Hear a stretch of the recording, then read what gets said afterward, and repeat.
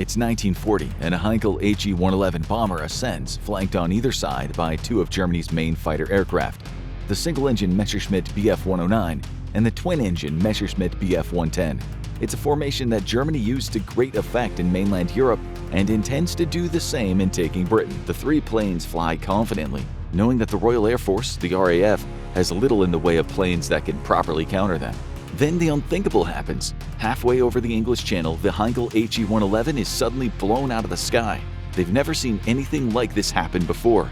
The pilots of the two German fighters frantically scan the horizon for whoever or whatever just destroyed the Heinkel, but they'll never find it. That's because the bomber was just taken out by an AIM-120 Advanced Medium Range Air-to-Air Missile, or an AMRAAM. It has a 62-mile range and it's capable of moving at Mach 4, meaning the Heinkel was destroyed long before they'd ever be able to set eyes on whatever fired the missile. Before they have time to react, another missile streaks through the sky, then another, and both the German fighter planes are turned into burning husks, falling to the earth. Each pilot will never know that the missile that hit them was just one of 6 carried by a single F-22A Raptor, a 21st century marvel of technology and destructive power. But what would really happen if an F-22A Raptor suddenly went back in time and found itself on the front lines of the Second World War? Would it have been able to bring defeat to the German army years earlier than the Allies could using the technology of their day? Or would Hitler have found a way to counter this advanced tactical fighter? Entering service in December 2005, the F-22 is a technological marvel that's far beyond anything the Luftwaffe or any other air force of the time could send into the skies. It's a dual-engine fighter jet capable of reaching subsonic speeds, designed to not only handle air-to-air roles, but to be an effective ground attack asset as well. Granted, the jet didn't have the long production run. By April 2009, former Defense Secretary Robert Gates announced that the F-22 production run would end as the United States Air Force switched focus to the F-35. In the end, there were only 183 F-22 aircraft in service in the Air Force as of 2024. Or rather, just 182 now, that one of them has traveled to Europe to face off against the Nazis in 1940. And Hitler is livid. 3 of his best planes have just been shot out of the skies, and he's trying to figure out how. Eyewitnesses barely got a glimpse at the plane that did it. They describe a plane that looks like no other in the world. One that moves so fast it's barely visible. A product of the F-22 being able to reach Mach 2 speeds, or twice the speed of sound, and that can climb higher than any of the fighters in the Luftwaffe. Germany's leadership can hardly believe what it's hearing. The sort of technology being described simply isn't possible, and Hitler, in his denial, believes the accounts must be faked. Something blew his planes out of the sky, but that something couldn't possibly be what's being described.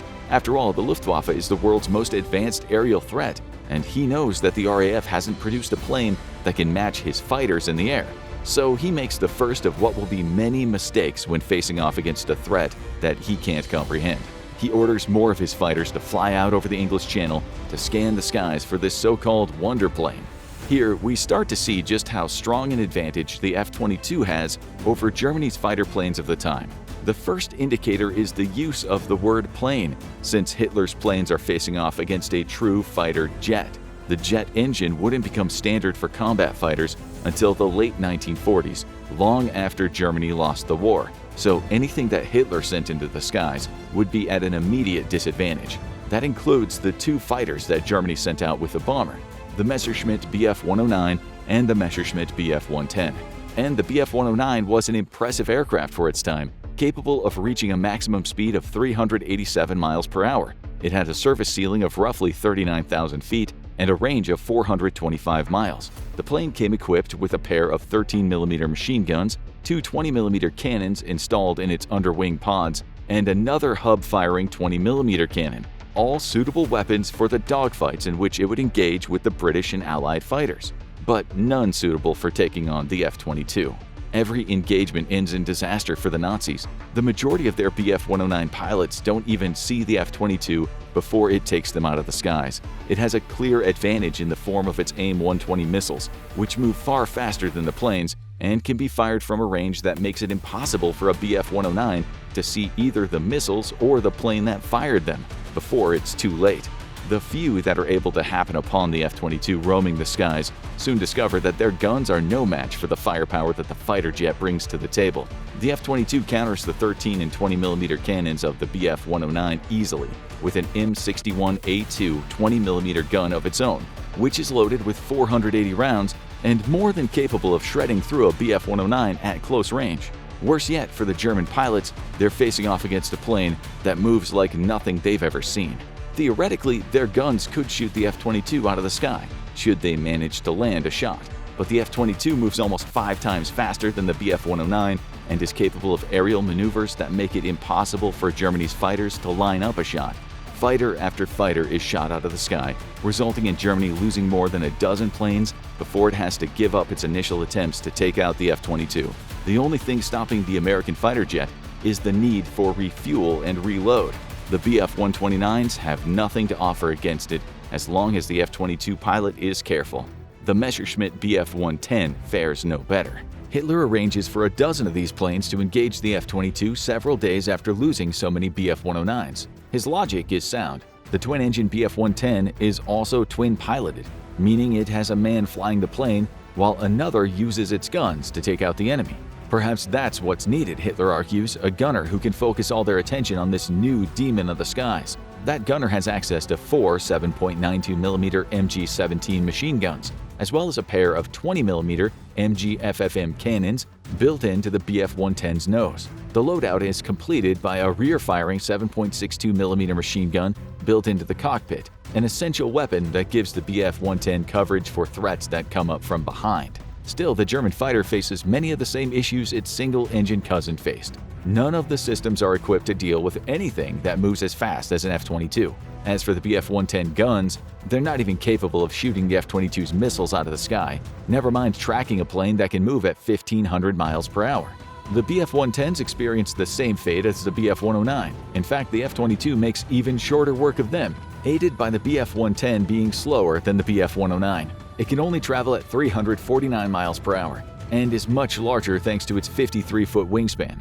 Worse yet for the Bf-110, it's not able to climb anywhere near as high as the time-traveling fighter jet. Its maximum service ceiling is just 33,000 feet, compared to the F-22, which can fly higher than 50,000 feet.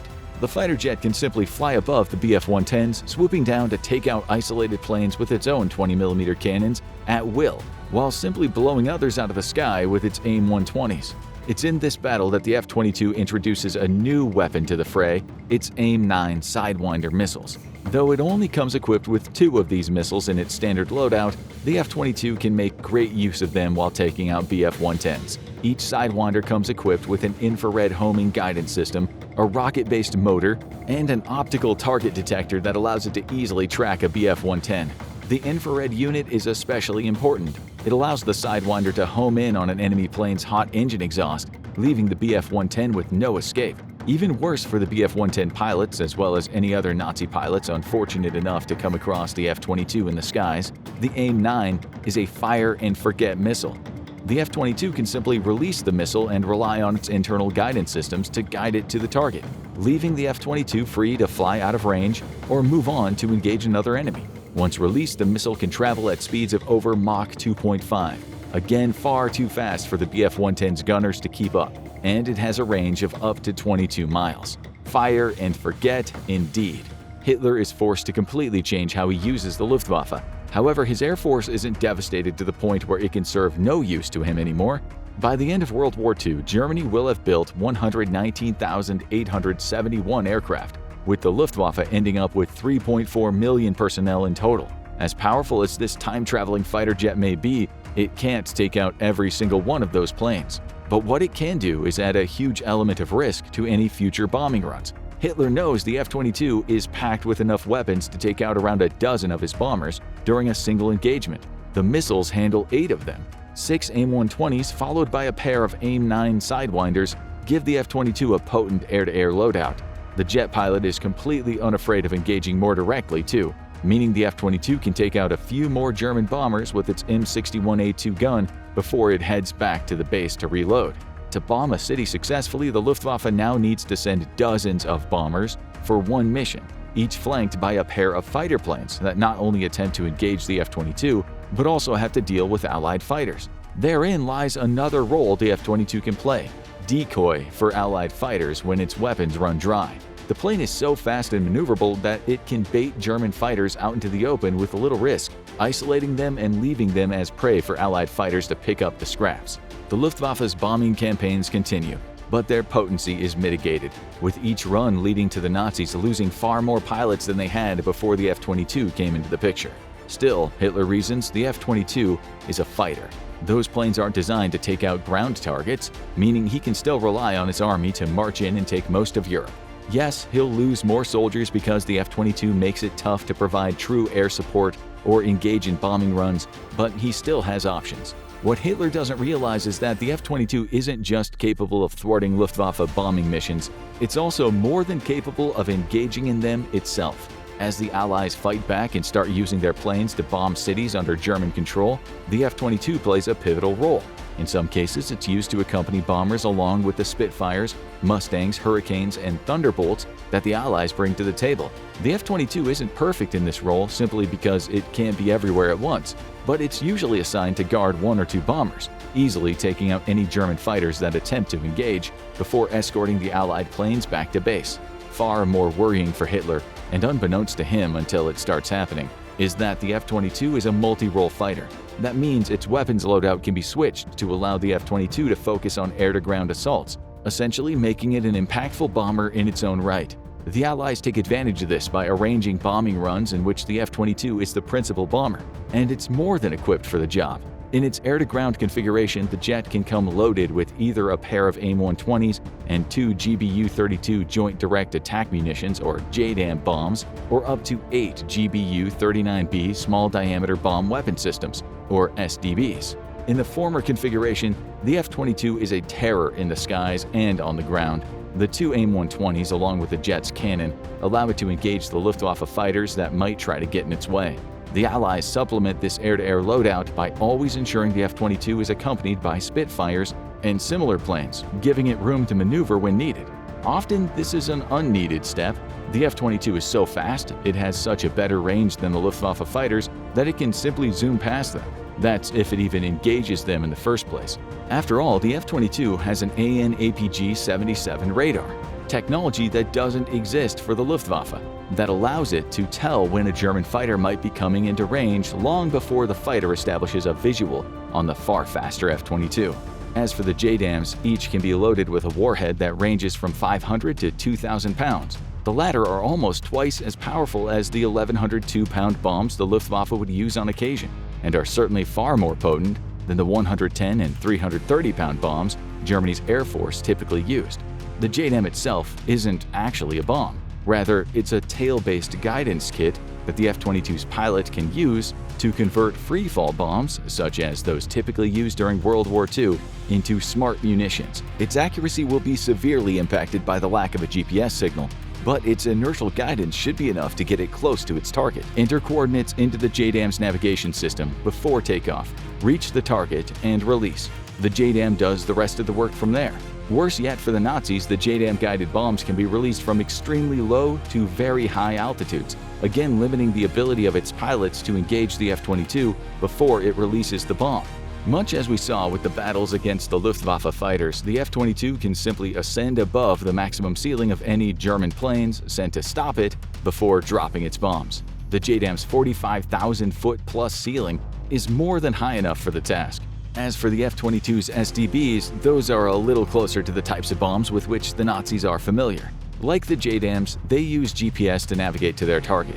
However, they're usually smaller than the bombs onto which the JDAMs are installed. Each SDB weighs 250 pounds, putting it in somewhat line with the strength of the bombs the Luftwaffe uses in its own bombing runs. However, that smaller size presents a new problem for the German ground forces. With the JDAM bombs, the F-22 is limited to hitting 2 targets before it has to fly back to base and reload. But with 8 SDBs, which are precision bombs rather than free-fall bombs, the F-22 can strike up to 8 individual targets with ease before it has to fly back.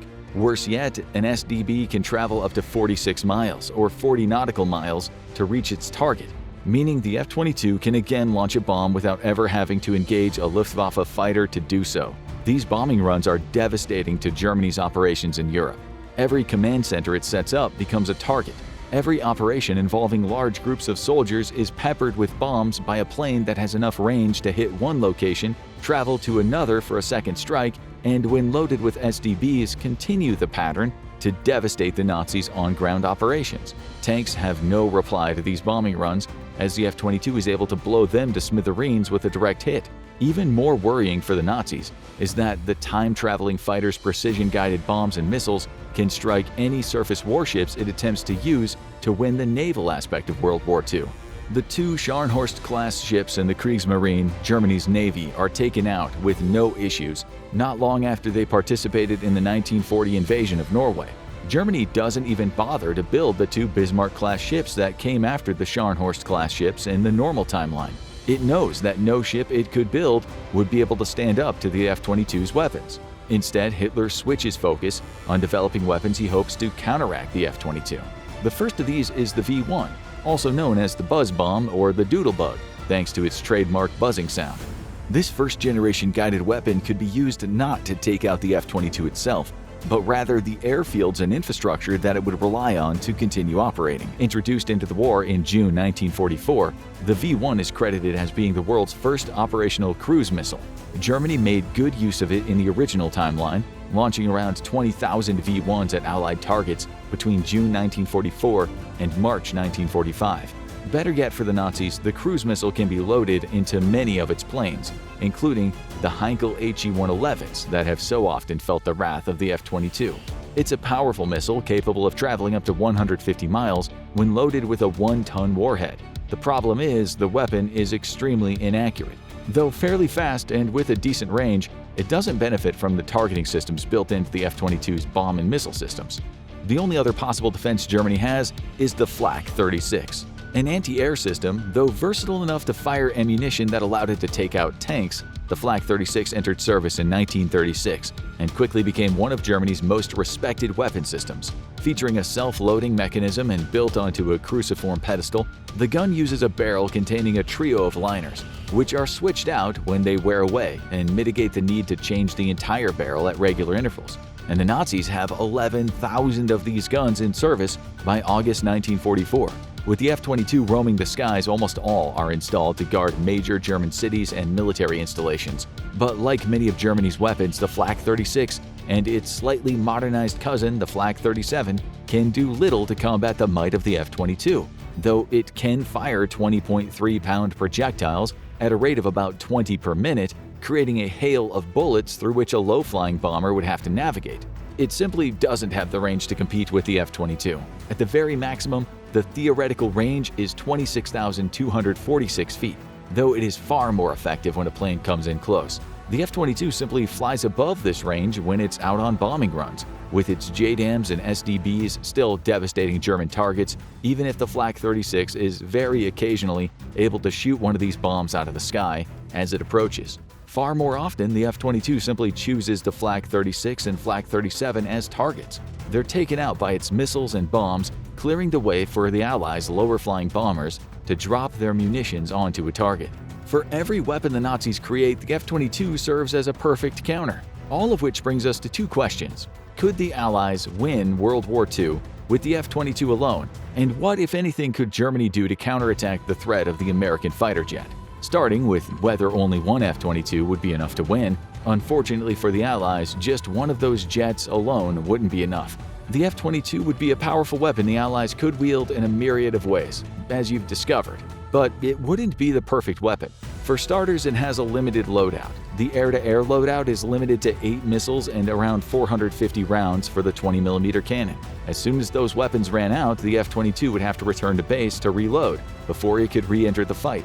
Similarly, the air-to-surface loadout either sees the F-22 pack a pair of extremely powerful bombs or up to 8 SDBs, again meaning it would be limited by its need to reload. And even when used as a part of diversionary tactics, the F-22 can't stay in the air forever. It has a far better range than any plane in the Luftwaffe, as well as a far higher ceiling, but it doesn't have infinite fuel deposits. Plus, the Allies have no way to refuel aerially, meaning the F-22 also has to return to base to be refueled as well as reloaded.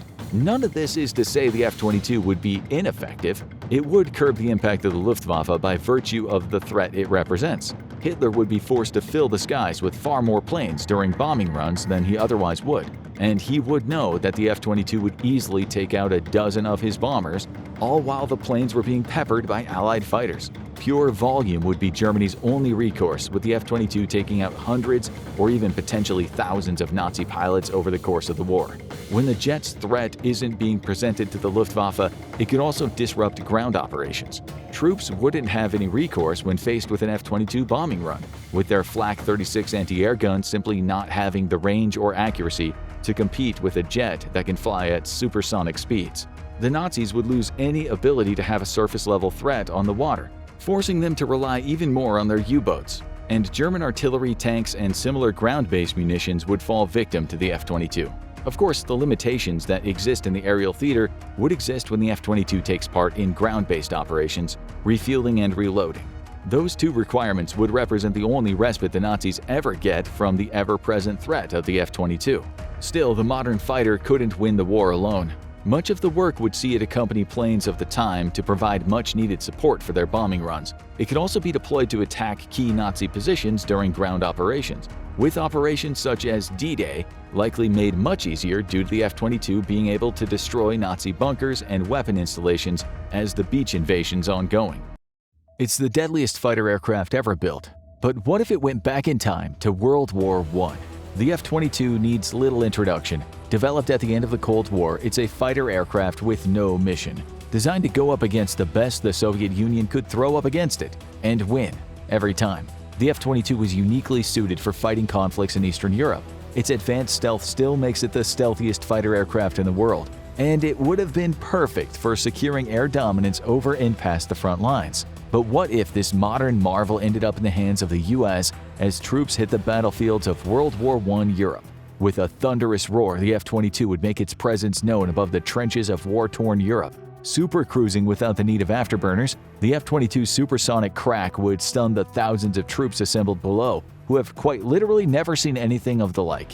With silvery skin, a gold cockpit, and a delta wing body, the F-22 is generations ahead of anything flying at the time. Many would immediately assume this technological marvel to be an alien visitor, because no nation could possibly be advanced enough to field such a capable machine.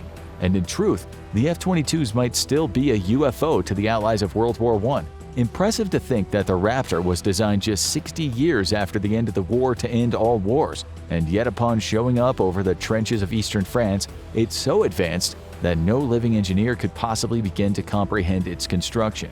The F-22 is up against some of the best aircraft at the time. Germany and its partners were generally ahead of the Allies in fighter plane construction, and the Fokker D-7 was one of the most feared aircraft to prowl the skies. It only saw combat for 6 months, and that's a good thing too, because if the war had dragged on much longer than that, the Allies might have been very hard-pressed to keep any of their aircraft flying. The Fokker D-7 was a predator, lightweight enough to give it incredible agility and maneuvering.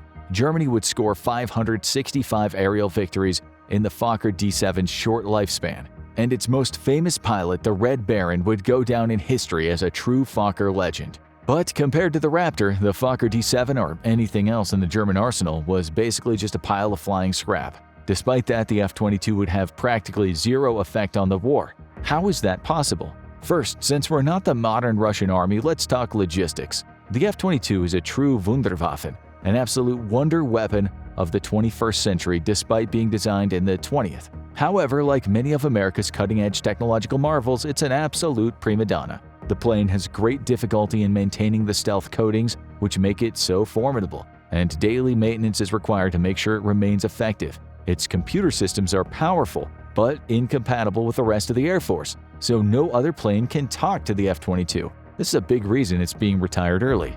The Raptor is formidable, but just flying it will cost you an annual salary. For just 1 hour of flight time, the Raptor costs over $85,000 in fuel and maintenance. A 12-hour flight will basically set you back an entire mansion, unless you live in LA and New York, in which case it only sets you back a one-bedroom shack in the worst part of town.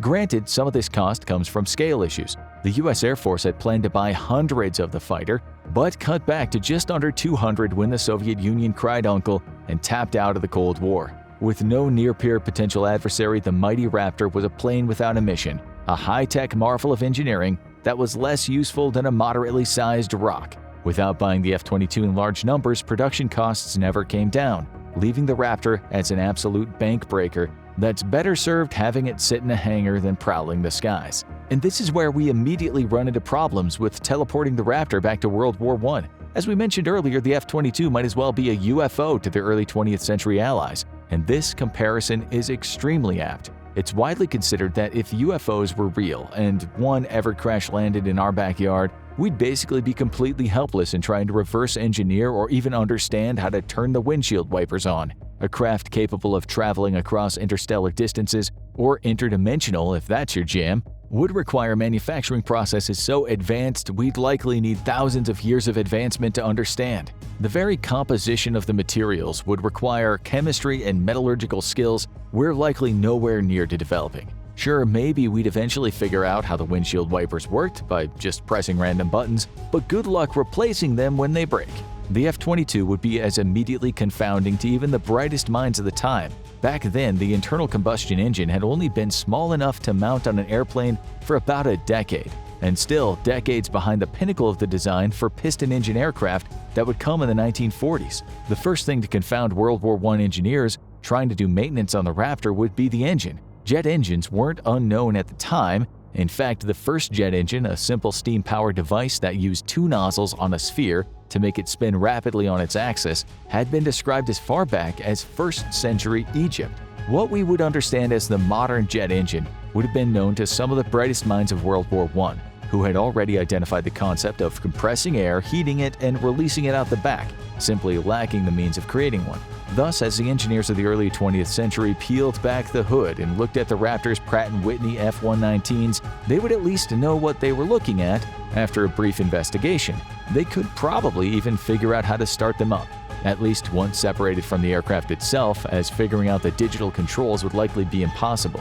But the advanced alloys that go into the construction of the mighty Pratt & Whitney F-119 would simply be beyond the ability of chemists and metallurgists at the time to understand. For starters, they have no way of analyzing the composition of alloys, but they also lack the aid of computers and other advanced equipment to create said alloys even if they did. The sensitive stealth coating wouldn't matter. Nobody's using radar at the time. It wouldn't be until 1935 that Britain invented the first practical radar unit. However, the flight surfaces of the F-22 require careful maintenance, but nothing comes close to the labor-intensive repair of all the parts of the plane that are near or help with the constant controlled explosion of hot gases that makes the plane go vroom.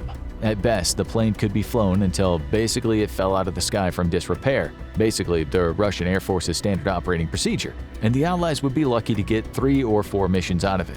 But there is another problem: fuel. The F-22 takes a carefully calibrated mix of jet fuel, itself a result of decades of research by the US Air Force into the best explosion juice that doesn't go exploding when you don't want it to go exploding. Try filling a Raptor's gas tank with premium gasoline, and the engine won't even turn over. The F-119s that power the Raptor need a carefully, very high-energy calibrated fuel that's much more energy-dense than regular petroleum or gasoline. So the Raptor's flying with whatever it's got in the tanks after coming through a time portal to World War I. And that's not much, as a combat radius of 470 miles means you're only getting a few hours of flight time. But let's say that the plane made it with full tanks and a pilot in the seat who immediately knows his mission is to aid the Allies. What could it actually do? In all honesty, not much. The Raptor is the deadliest aircraft in the world unless you're flying a 1910s biplane. The first and most immediate problem is the Raptor probably couldn't even keep up with the German Fokkers. The Fokker 7 had a top speed of 116 miles per hour, leaving many Allied pilots to exclaim in surprise, "That fast Fokker outturned me! It's a big airplane, but that fat Fokker can really fly." And they were right. Imperialist German Fokkers would end up losing the war, but the aircraft was formidable. A Raptor would absolutely smoke a Fokker, but ask it to shoot one down, it's a different story altogether. The slow speed of World War I planes would put the Raptor at a threat of stall if it performed any sort of dogfighting maneuver. The plane would be forced to try to pounce from above in short strafing runs of a very agile target. A dicey proposition made even worse because the F-22 only has a few seconds worth of ammunition, armed with 480 tungsten steel rounds that would punch through even the fattest Fokker the Germans put in the sky. The Raptor's cannon shoots so fast that it has only a few seconds of ammo. It's a fantastic quality when taking on a fast-moving supersonic-capable fighter, but terrible when trying to make any sort of dent on the numbers of the central power aircraft in the overall war. And when the cannon's out of ammo, the Raptor's basically done fighting in this war, because without advanced gunpowder used by the ammo in modern aircraft cannons, the Raptor's cannon couldn't operate properly. But the Raptor carries two AIM-9 and AIM-6 120 radar-guided air-to-air missiles, which are basically gonna have zero impact on the air war. Even more importantly though, they might not even be able to lock onto the flying Fokkers zooming around the sky. That's because those cheap Fokkers were made, like most aircraft at the time, from wood and canvas, things that radar aren't very good at locking onto. The AIM-9 short-range missiles are capable of locking onto the heat of the enemy engines, but the early piston engines of World War I would probably give off so little heat that even the AIMs might not be able to hit a single lucky Fokker. Unable to accurately target enemy planes with only a few hours of flight time available and construction so advanced, there's no chance World War I engineers could try to replicate or even repair it. The F-22 would ultimately have zero impact on the war, unless of course it was armed with a laser-guided bomb and knew the precise location of the German Chancellor at the time. But despite being useless to World War I air forces, there is one thing about the F-22 that the Allied engineers might be able to make use of: the engine. After the end of the war, the US would have its hands on engine technology nearly a full century ahead of their time. This would leapfrog American aircraft design, as slowly the secrets of the jet engine and the fuel needed to power it are unlocked. It's unlikely, but if Anthony Fokker hadn't moved his company back to the Netherlands after the war, there's a chance that primitive versions of the Raptor could have been swatting evil Nazi Fokkers right out of the sky and winning an easy victory for the Allies. The battlefield was a churning cauldron of chaos. Smoke hung heavy over Mont Saint-Jean as the sun dipped low over the Belgian countryside. The fading light cast an eerie orange glow across the blood-soaked plain, the din of booming cannon fire drowning out the anguished wails of the injured. Watching from the adjacent ridge, Napoleon Bonaparte stood tall in his saddle, his eyes fixed on Wellington's battered line. The Emperor raised his gloved hand, signaling the advance of his Imperial Guard. The elite column surged forward in unison, a last-ditch attempt to win the climactic Battle of Waterloo. But before they could crest the ridge, pandemonium erupted on their exposed right flank. Staccato bursts of automatic fire tore through the ranks, shredding the cohesion of Napoleon's reserves. Soldiers screamed as the lead tore through their flesh with surgical precision, and confusion rippled through the French lines. Through the haze, the attackers emerged, men clad in desert-patterned combat uniforms, wielding advanced weapons decades beyond comprehension. Their head was American Lieutenant John Steele, his chiseled face set in a grim expression beneath his Kevlar helmet. His platoon of U.S. Marines advanced at the head of a Prussian column with clinical efficiency, their M27 rifles spitting hellfire until their barrels turned white-hot. Napoleon's jaw tightened as he spat. It was those accursed Americans again! This was not their first encounter, but for the Marines and for Napoleon, it would be the last. Join us today to find out what would happen if an American Marine platoon traveled back in time to the Napoleonic Wars. The sun blazed high over a coastal Spanish village, casting shadows on rustic roofs and winding cobblestone streets. Smoke and musket fire choked the air as Arthur Wellesley, the future Duke of Wellington and Prime Minister of Britain, stood resolutely amidst the chaos. His scarlet coat was coated with dust, his face a mask of determination as he barked orders to rally his British regulars. Below, Spanish partisans fought desperately in the alleys, wielding blades and old flintlocks against the French forces. The French, emboldened by their superior numbers and positioning, pushed forward, threatening to drive the coalition forces into the glittering bay below. This was coastal Spain at the height of the Peninsular Wars in 1813. Wellesley roared, demanding that his men hold the line, his voice hoarse amidst the thunder of cannon and the crying wounded. Yet it was clear his forces teetered on the brink of collapse. Spanish and British bodies littered the dusty streets. The enemy was pressing ever closer. A blinding flash of light erupted over the bay far below, smothering the sounds of battle for a fleeting, surreal moment. All heads turned. Down the village, beyond the wrecked fortifications, the waters shimmered unnaturally.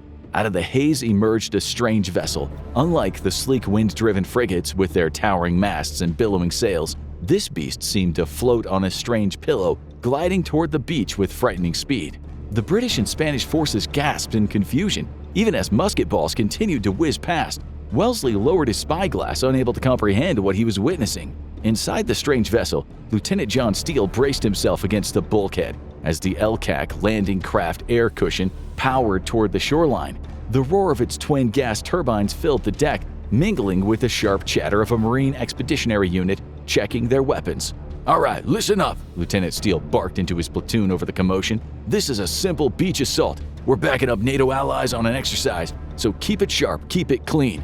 Everyone plays nice with the partners." The corporal smirked, nudging his buddy. They looked at the ships in the bay, nothing like the backup their allies had promised. Local reenactors, it seemed, apparently into some extreme form of Napoleonic war LARPing, littered the beach. "Bet you $20 they try to charge us with bayonets," one private joked. "Yeah, let's see what happens when we roll up with the Mark 19s, another Marine quipped, slapping the mounted grenade launcher on one of the Humvees. They didn't say anything during the briefing about reenactors. The Marines chuckled nervously, but Steele's brow furrowed. Something about the shimmering water and the ships that they were seeing from the deck of their LCAC didn't sit right. Those vessels weren't NATO. They weren't even modern. And where were the other NATO forces? The LCAC had emerged from the glaring light, but their comms had gone silent. "Touchdown in 30 seconds, the pilot called back. Steele pushed the doubts aside. Focus, mission first. He checked his rifle, his fingers moving by instinct. "All right, Marines, remember, textbook assault. We hit fast, hard, and precise. Let's show these guys how it's done." The LCAC roared onto the beach, its massive fans kicking up sand and salt spray. Ramped down. The first Humvee surged forward, followed by Steele and his men spilling out in a tight formation. Then, chaos. The crack of gunfire erupted, but it wasn't the sharp report of modern rifles. Instead, it was a strange muffled roar, followed by the whistling of cannonballs smashing into the ground nearby. Sand exploded around them. Steele dropped to a knee, scanning the ridge. Smoke billowed from muzzle flashes as men in bright blue coats fired muskets from behind a stone wall. "What the hell?" Private First Class Ramirez shouted, ducking behind the MRAP. "Are they firing muskets at us?" Steele's radio crackled, but there was only static. No SATCOM link, no GPS, just dead air. "Sir, comms are down," Sergeant Miller reported, his face pale. "And are they using live rounds?" Steele's mind raced, but his instincts took over. "Engage the ridge, suppress those positions." The Marines returned fire, their M27 rifles unleashing controlled bursts. The stone wall protecting the blue-coated soldiers erupted in shards as rounds struck with precision. A 50 cal mounted on the Humvee roared to life, shredding through the antiquated fortifications. The French forces faltered, their confusion evident as the thunderous sound of modern firepower obliterated their line. From the edge of the beach, British soldiers watched in stunned silence. Their redcoats were stained with sweat and blood, their ranks disheveled from the fighting. A lieutenant stepped forward, gaping at the self-propelled armored vehicles advancing up the beach. "By God," he whispered in a Cockney accent, "are those wagons?" A partisan beside him crossed himself, muttering something about sorcery. Steele's platoon pushed forward, the Marines moving with the precision of a well-oiled machine. They swept through the village, clearing out pockets of French resistance with grenades and pinpoint fire. During the engagement, there had been no time to speak. As the firing slowed, Steele spotted the British officer and approached, weapon lowered but ready. "Who's in charge here?" Steele demanded. The lieutenant blinked, his jaw working to form words, his hands raised into the air. "Lieutenant Thomas Grant, His Majesty's 33rd Regiment. Are you with us?" Steele hesitated, his mind racing. "Yeah," he said finally, "we're with you, but what the hell are you wearing? What's with the old muskets and live ammunition?" The redcoat gestured up to the hill, pointing out a French garrison holding a time-worn fort. "They've cut us to ribbons," he said. "We tried storming it thrice, but to no avail." French, Steele thought. "They're our NATO allies. Why are they shooting at us?" Grant looked at him as though Steele had spoken in tongues. "I beg your pardon?" Steele shook his head as he gave up on the strange conversation and turned back to his men to do something about the situation. "Miller, Hines, gear up. We're taking that fort." The Marines advanced, their modern firepower obliterating the resistance. A javelin missile streaked through the air, striking the fort's gate with an ear-splitting explosion. French soldiers fled in terror as grenades rained down, and the 50 cal chewed through the remaining defenders. Within minutes, the garrison was silent. Steele's men regrouped, the fort now under their control. Steele allowed himself a brief smile. Though his mind churned with unanswered questions, what had happened, where were they, and why did everything, the weapons, the uniforms, the ships, reek of a time they'd only read about in books? Steele and his platoon were brought before a tall, imposing man dressed in an immaculate red coat adorned with golden epaulettes. His sharp eyes scanned the Americans with a mixture of curiosity and gratitude. As Steele approached, the man stepped forward and extended a hand. "Arthur Wesley, and I owe you and your men a debt of gratitude. Without your timely intervention, this battle might have been lost." Steele shook the offered hand, glancing at his men who stood stiffly at attention. "We were just doing what we do best, sir," he replied cautiously. "Kill whatever's in front of us." Wesley smiled faintly, but then grew somber. "I must also extend an apology. The raids, the attacks on your homeland, it was never personal, I assure you." Steele blinked. "Raids? What raids?"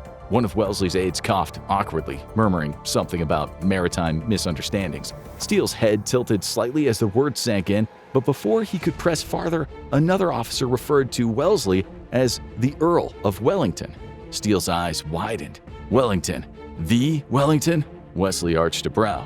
"You've heard of me?" "Only in history books," Steele muttered under his breath. Then louder he asked, already suspecting the answer, "Tell me, what's going on?" Wellesley's expression softened as he gestured toward a makeshift map spread across a nearby table. He told Steele how Napoleon Bonaparte's armies had swept across Europe, toppling the kingdoms and crushing the resistance. Coalition after coalition failed to contain him. The British and their European allies fought desperately to turn the tide, and now in Spain they had finally dealt him a significant blow. Now, Wellesley added, they were preparing to drive the French back over the Pyrenees and strike at the other holdings. He straightened, scrutinizing Steele with a determined look. "You and your merry men may very well tip the scales. When the time comes, we may need you boys again." Steele exchanged glances with his men. The Marines looked equally confused and wary, but nodded in unison. "If that's the fight, then that's the fight," Steele said finally. "Excellent." Wesley clapped his hands, summoning his aides. "We sail for England tomorrow. Your vessel will be towed behind my flagship. We'll see to its safekeeping." As the Marines prepared for the journey, Steele couldn't shake the unease settling in his gut. They were far from home and farther still from answers. British, Spanish, and Portuguese forces pressed relentlessly against Napoleon's armies in a campaign that dragged into 1814. After hard-fought battles at places like Vitoria and Nivelles, the combined Allied forces finally broke through Napoleon's grip on the Iberian Peninsula. The climactic confrontation came at Toulouse, where the French defenders capitulated after days of grueling fighting. Yet as the dust settled, Wellington's mind was already turning toward a much larger prize. In London, Steele and his platoon were summoned to a grand hall, where Wellington unveiled his ambitious plan. Seated beside the Marine lieutenant, the general leaned forward, his eyes alight with determination. "Gentlemen, the time has come to take the fight into the heart of France." As the room murmured in astonishment, Steele found himself drawn into private discussions with Wellington. The general quickly grasped the Marines' modern weapons and tactics could change the nature of the war. Together, they devised a strategy to incorporate the platoon into the Allied forces' operations. Where Napoleon's armies thrived on shock, maneuver, and overwhelming momentum, the Marines offered an edge Wellington had never seen: precision. Steele's platoon became the linchpin in a series of key engagements. With their dwindling ammunition and limited resources, they relied on targeted strikes to sow chaos among the French ranks. At a critical moment during a skirmish near the Loire, Steele's men used suppressed sniper fire and camouflage to eliminate key French officers, creating enough confusion for Wellington's forces to rout the enemy. Marines conducted nighttime raids, hitting supply depots and communication lines, while Steele worked tirelessly to teach British commanders how to adapt their formations and strategies to exploit this newfound advantage. As the campaign stretched on, Napoleon's empire began to crumble. His once unshakable control faltered as the news of Allied victory spread. French morale plummeted as whispers of unstoppable red-coated devils with thunder in their hands circulated among his troops. In April of 1814, Napoleon himself abdicated the throne, exiled to a miserable existence on the Mediterranean island of Elba. Wellington stood poised on the brink of something extraordinary. "You have taught us much, Lieutenant," he said one evening as they planned their next move. "When the final blow comes, it will be thanks to you and your men." Unbeknownst to them, that final blow came much sooner than expected. Over the span of the next year, Napoleon escaped exile, landed in southern France, and marched on Paris. His return reignited tensions across Europe. This was the contingency Wellington and Steele were waiting for. Now he and his allies, reunited by a common threat, hastily formed a plan to meet Napoleon once more on Europe's blood-soaked battlefields. The morning sun filtered through the gray clouds as the village of Mont-Saint-Jean smoldered in the distance. The echoes of cannon fire from the previous day still rang in Lieutenant John Steele's ears as he trudged through the muddy Belgian fields alongside his platoon.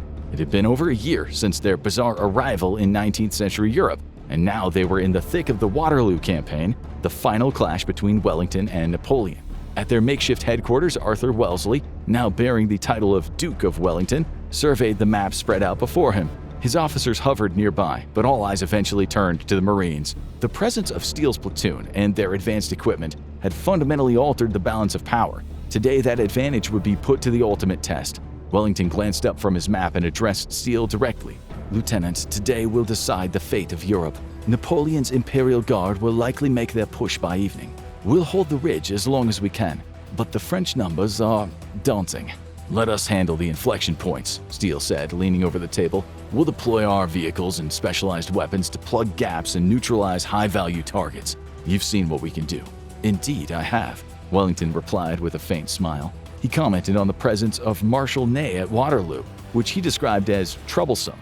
"His leadership inspires the French troops, and his cavalry charges have already caused considerable damage," he said. "Can you handle him?" Steele nodded. "We'll take him out." By midday, Steele's sniper, Sergeant Logan Hawkeye Dawson, perched himself on a slight rise overlooking the battlefield. Armed with his Mark 22 Mod 0 sniper rifle, Dawson calibrated his scope, adjusting for wind, distance, and the antiquated chaos unfolding below. Ney's presence had been confirmed near the French center, rallying his troops for another charge.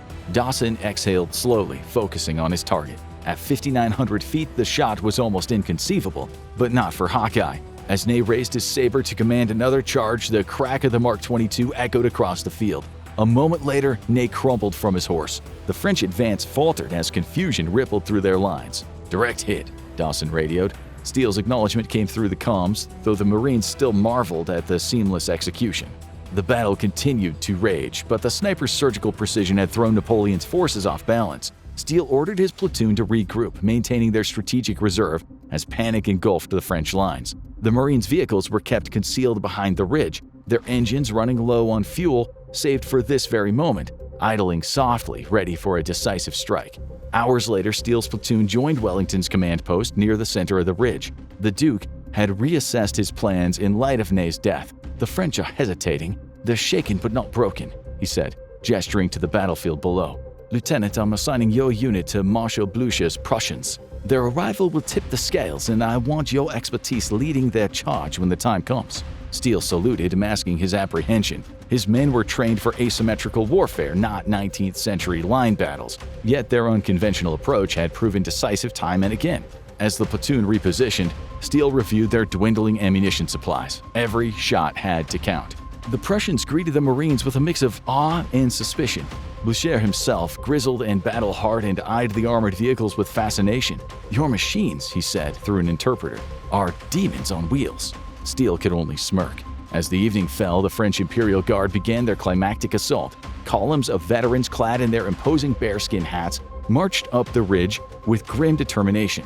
The Prussian infantry braced for impact, while Steele's platoon took position on the flank. The Marines' modern optics and infrared scopes pierced the twilight, identifying key targets amidst the advancing ranks. "Engage only when necessary," Steele ordered. "Let them come closer." The first wave of musket fire erupted, a deafening cacophony of black powder and battle cries. Steele's platoon held their fire, conserving their ammunition. When the French were within 650 feet, the Marines unleashed controlled bursts from their M27 rifles. The precision was devastating. French officers toppled, and entire sections of the column faltered. Blucher's infantry surged forward, exploiting the confusion.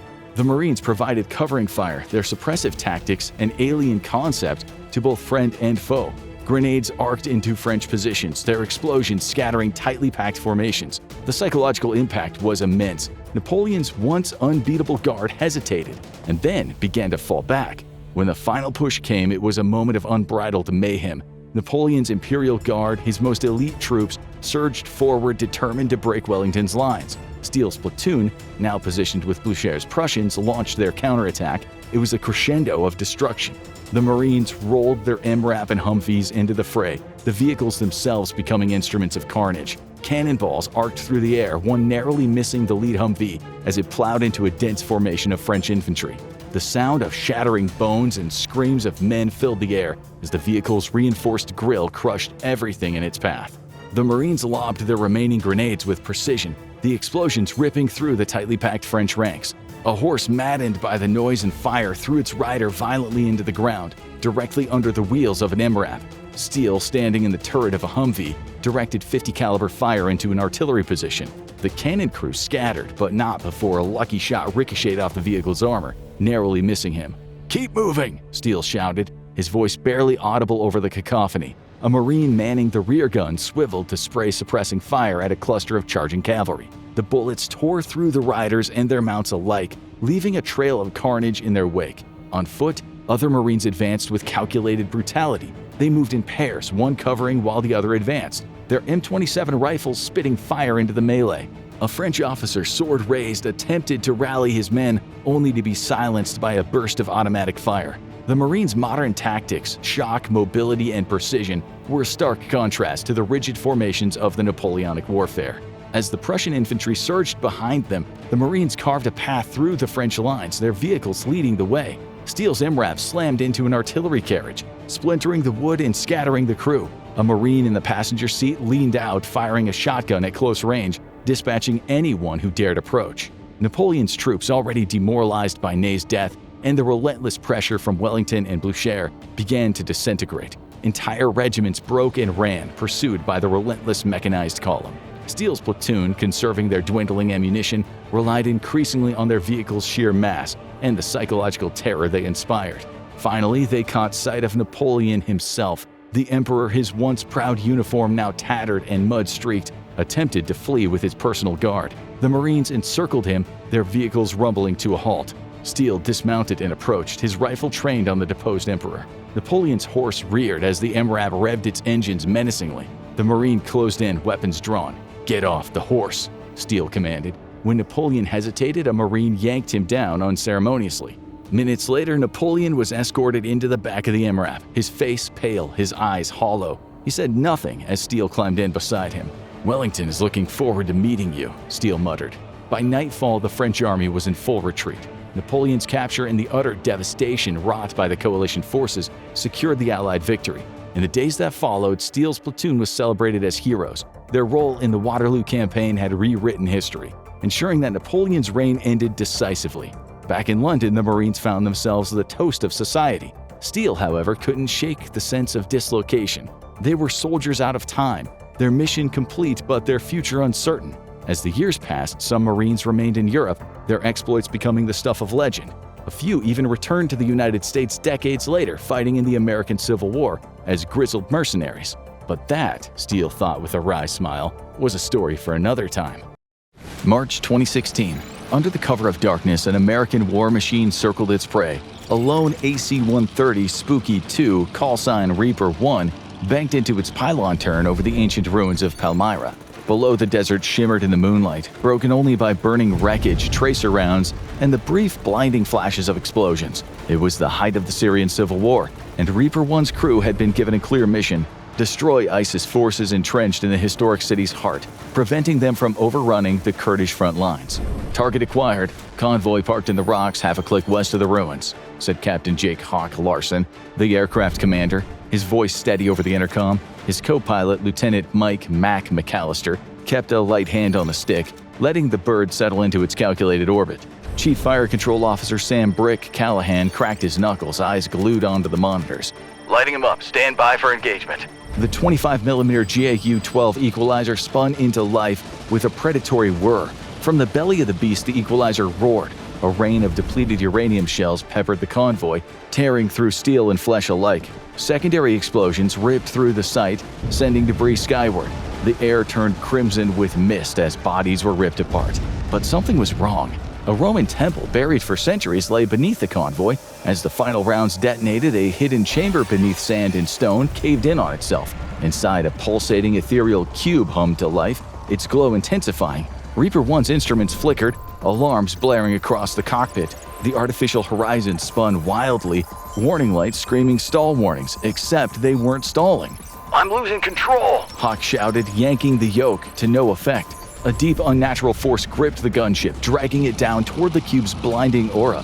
The crew braced, expecting an impact, but instead of dirt and fire, the desert night melted into daylight. The Mediterranean stretched below them, deep blue and endless. The landmarks were all wrong, and on the horizon, sails, hundreds of them. Reaper 1 had just entered the age of Julius Caesar. Join us today to see whether the gunship's crew altered the destiny of Caesar's Roman Empire and turned the tide of history itself. The aircraft's advanced navigation systems displayed nothing but static. while below them Roman triremes glided across the waves. "There's no way this is real," Mac whispered, struggling to comprehend what he was seeing. "We followed them," Hawk said. "We need to find somewhere to land, and I'd rather be near civilization than stuck in the middle of nowhere." They tailed the Roman fleet inland, flying over what should have been Italy. As they neared where the American airbase was supposed to be in Vicenza, the barren hills below confirmed the nightmare that they were alone, centuries from home.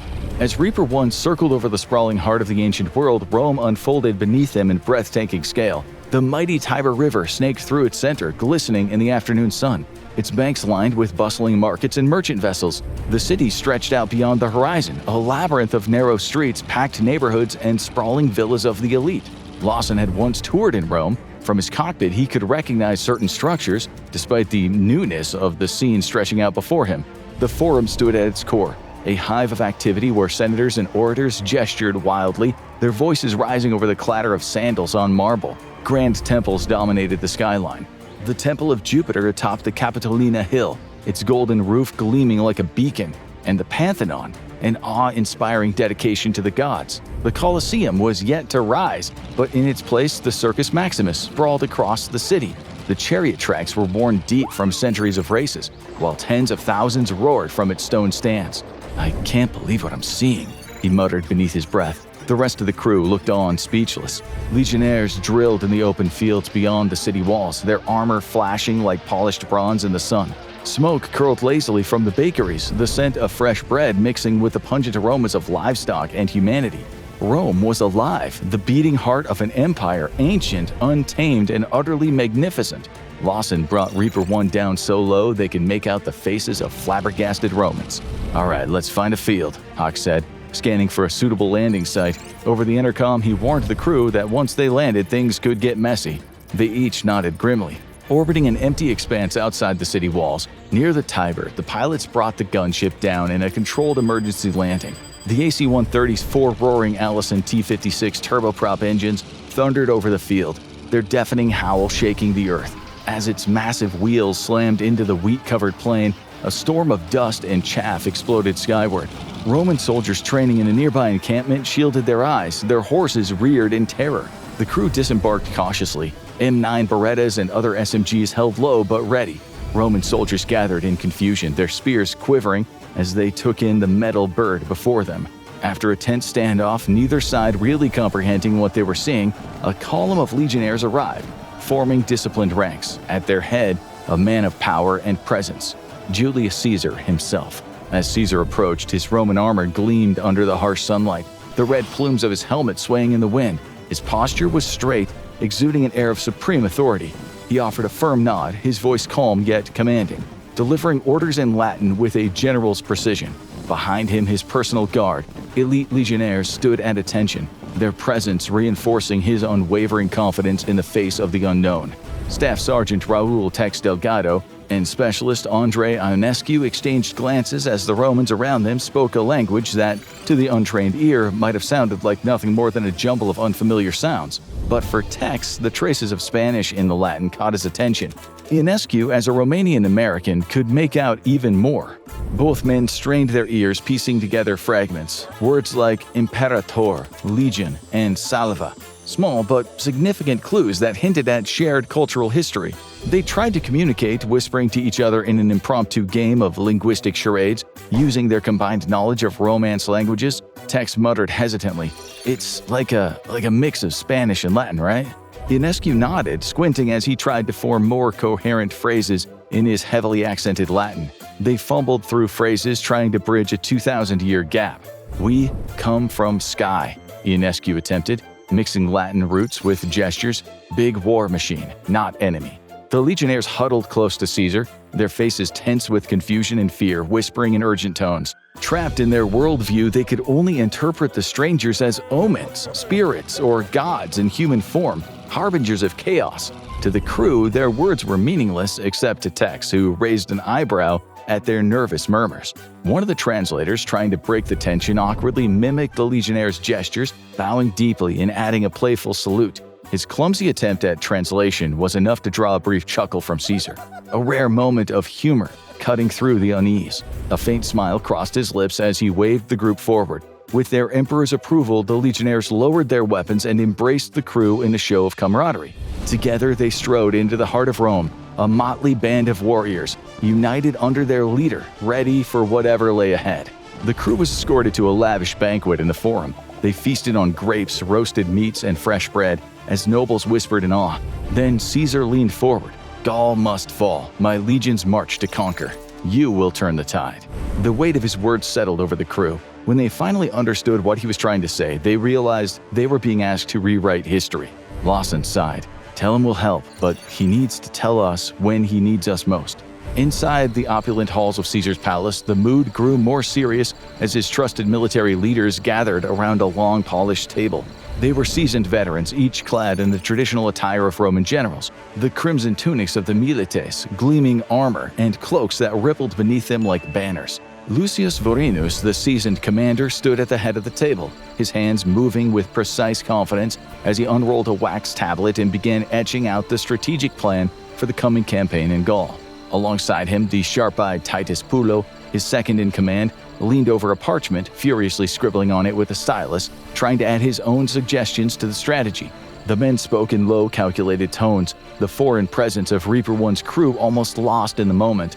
They debated supply lines, terrain advantages, and troop deployments in a way that only seasoned Romans could.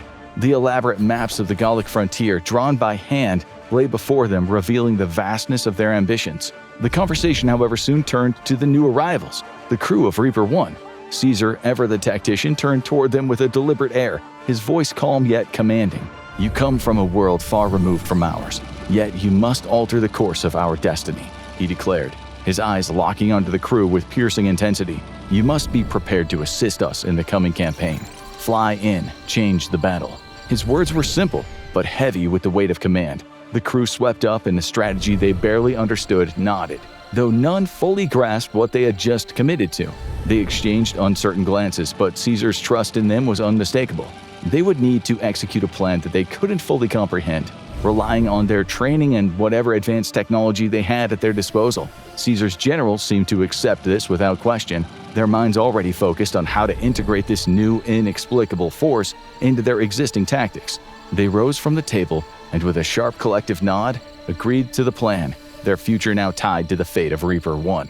As they moved toward the exit, Vorenus gave the crew one final glance, his voice steady.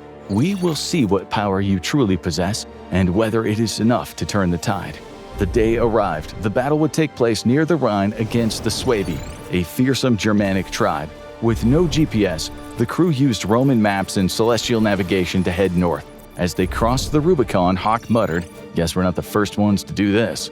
The battlefield came into view. A chaotic maelstrom of men and blood, tens of thousands clashed. Roman shields locked in desperate formation against the towering Germanic warriors. The Suebi charged with a ferocity that threatened to overwhelm Caesar's legions.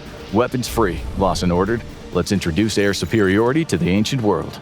The AC-130U Spooky 2 was a fortress in the sky, bristling with firepower. Its sensor suite tracked every movement below with infrared and night vision optics. The 25mm equalizer Gatling cannon spat 1,800 rounds per minute. The 40mm Bofors pounded precise destruction, and the 105mm howitzer sent entire platoons into oblivion. The GAU-12 thundered, spitting thousands of rounds into the enemy lines. Bofors and 105mm howitzer followed, sending concussive blasts that destroyed entire warbands in seconds. The sheer devastation shattered the Germanic charge at the battle's very height. The Suebi, deeply religious, saw the devastation as a divine reckoning. The gods themselves had come to punish them. The sky was alive with death. The mechanical bird who dealt it orbited slowly above them like a predatory hawk. Their spirits broke. The survivors threw down their weapons and surrendered on the spot, wailing in fear. The Romans, stunned into silence, soon erupted into cheers. Caesar stood atop a hill overlooking the forest battlefield and could only smile. Reaper One had just become the mightiest force in Caesar's republic. Over the following months, the crew of Reaper One lived like kings, dining in palaces, attending gladiator games, and honored as deities. Yet unease settled over them. They had seen what they had done to the Suebi. They had rewritten history with slaughter. Years passed, with the crew assimilating into Caesar's inner circle, learning Latin, and growing ever more comfortable in Rome. Yet something grated against their American sensibilities. They each became uncomfortable with the opulence around them, and the squalor it lorded over. Then everything changed. March 15th, 44 BC, the Ides of March. Julius Caesar, their benefactor, was dead, stabbed by the very senators who once praised him. His death sent Rome into chaos, and from that chaos, Augustus rose. A cunning manipulator, he seized the power vacuum, using the legend of Reaper 1 to consolidate his rule. The aircraft and its crew became divine enforcers. A legend soon spread that they would strike down Rome's enemies with unrelenting force. The AC-130 gunship roared across the night sky. Its engines hummed with a deep, thunderous growl as it carved a path of destruction over the Iberian Peninsula. Below, columns of Roman legionnaires advanced like an unstoppable tide, their shields glinting in the firelight of razed villages, the outline of Reaper 1 emblazoned on their helmets. Hispania had once been a rebellious frontier, but under Augustus's watchful eye and the relentless wrath of Reaper 1, it was becoming a graveyard of resistance. Tex Delgado leaned against the crew compartment, arms crossed, his face hard-set, as he watched the devastation unfold through the gunship's infrared sensors. Another village wiped out. Specialist Andre Ionescu grumbled. "They called it an insurgent stronghold," Tex said, shaking his head. "Look at that, women, kids, a lot of them. They don't look like fighters to me." Captain Vance, their commanding officer, sat in silence, staring at the destruction through the monitor. The battlefield stretched beneath them, a smoldering wreckage of shattered homes. Legionnaires marched through the ruins, executing those who survived the aerial assault. The proud banners of Rome fluttered through the flames, their crimson cloth soaked in the blood of Augustus's enemies. "This isn't war," Vance finally said. "This is extermination." Mission after mission blurred together in a grotesque montage. In Dacia, Reaper 1 turned soldiers to dust, warriors scattered like ants before the might of the gods Augustus claimed to command. The Romans had been awed by the power of the American gunship, treating the crew as divine reapers of death, Augustus's celestial executioners. In Carthage, the gunship had circled over the last bastion of defiance, the remnants of a people who had survived Rome's worst wrath centuries before now faced something far worse. The 105mm howitzer bespoke flame and fire, and in minutes there was nothing left but charred ruins. Augustus himself praised the Reaper as he watched the city burn. "History repeats himself," he had mused, his voice dripping with amusement. That was the moment Lawson started to hate him. The young emperor was charming, articulate, even brilliant, but beneath the polished words and graceful gestures lay a man whose thirst for power knew no bounds. He ruled with an iron hand, his Machiavellian brilliance bending Rome, and now history to his will. The crew of Reaper 1 had been his instrument of terror. No more. Lawson sat in the cockpit, staring at the flight plan his co-pilot had programmed into the console. Another village, another purge. Augustus wanted to make an example of some Germanic tribe that refused to bow. The crew was silent as the orders came through. No one moved to power up the systems. Tex exhaled through his nose, his hands tightening into fists. "We can't keep doing this." Ionescu shook his head. "We're supposed to make history, not erase it." "We gave Augustus the power of a god," Vance said, his voice like gravel. "It's time we make him mortal again." The decision wasn't made lightly, but they knew what this meant. Rome saw Augustus as invincible, untouchable, but Reaper 1 had proven time and again that even gods bled like men. As the gunship lifted into the night sky, its engines screaming across the heavens, the crew braced themselves for what came next. Augustus had ruled by their might. Now they would take it from him. History had been rewritten before. It would be rewritten again, and this time Rome would remember the men who burned their god from the sky. Reaper 1 loomed high above the Palatine Hill, its engines whispering through the cold Roman night. Below the house of Augustus, Domus Augusti stood illuminated by flickering torches, its marble columns and lavish interiors brimming with the power of an empire at its peak. Inside, Augustus dined with his most trusted advisors, oblivious to the storm about to rain down on him. Lawson and his crew had planned this strike meticulously. They knew Augustus followed a strict routine, returning to his residence at the same time each night for strategic discussions. The challenge wasn't hitting the house, the challenge was ensuring a message was delivered. A message written in fire and steel. The gunship adjusted its trajectory, circling with surgical precision. For a brief moment, silence hung over the crew. Then the 105mm thundered, hurling a point-detonating steel slug toward the Domus Augusti. The round struck with a bone-rattling impact, blasting through frescoed walls, splintering ornate furniture, and sending shards of history skyward. Fire and dust erupted from the structure as a section of the roof caved in. Below, Augustus and his advisors stumbled into the open courtyard, coughing and shielding their eyes from the inferno engulfing their sanctuary. Servants screamed. Guards scrambled for their weapons. The emperor, once the untouchable ruler of Rome, literally wore no clothes. His flowing robes burned off him in a fiery flash. He looked skyward, imploring Jupiter and searching for an enemy beyond mortal comprehension. Lawson watched it all unfold through the targeting feed. Send the airburst. The second 105mm round left the barrel, detonating just above the courtyard. The explosion's concussive force flattened everything in its radius, sending marble and flesh alike sprawling across the stone pavement. A violent gust of heat and fire rolled outward, leaving nothing but devastation in its wake. From the city below, Roman citizens looked upward, mouths agape. Through the shifting clouds, the outline of Reaper 1 flickered for a moment, an enormous black-winged beast with glowing red eyes, a specter of divine retribution. "The gods," one terrified onlooker whispered. "They have struck him down." Rome was silent, stunned in the wake of an act so otherworldly, so precise, that it defied comprehension. But then the silence gave way to something else: reverence. Augustus had proclaimed himself a god, and the heavens had answered his arrogance with fire and fury. The people of Rome, believing they had witnessed divine judgment, fell to their knees. They did not mourn their emperor, they hailed his destroyers. By the time Reaper 1 landed on the Roman airfield purpose-built outside the city, they were met not with hostility but with adulation. Lawson and his crew were escorted through the streets in triumph, draped in regal robes, gold and laurels placed upon their heads. Rome had no emperor now. The people demanded new gods to lead them, and they had found them in the men who had rained thunder from the heavens. But as they stood atop the Senate steps looking down upon the sea of worshippers, the world began to shudder. A low, guttural hum filled the air, raising in pitch. The air seemed to warp, colors bleeding together, forms distorting. The ground beneath their feet vanished. And then, thud, they hit the floor hard. The scent of incense replaced by jet fuel. The roar of an adoring crowd swapped for the sterile hum of fluorescent lights. The world had snapped back into place. Lawson groaned, rolling to his back. He felt the weight of something draped over him, gold-trimmed fabric. The laurels still sat atop his head. Tex was the first to speak. "We're back." They looked around. It was their barracks, the same dull walls, the same rigid bunks, the same Air Force insignias that had marked the beginning of this impossible journey. Tex glanced down at his imperial robes, then over at Lawson. "How do we explain this?" The sounds of scraping trowels filled the air, echoing around the vast cave on the outskirts of Cairo. Clusters of archaeologists worked methodically, their whispers blending in with the soft hiss of the shifting sand. Dr. Lena Marshall, head of the dig, crouched over a newly uncovered relic, a worn pot hidden in a shadowy alcove. Inside, rolled papyri lay stacked in disarray, each fragment inscribed with hieroglyphics.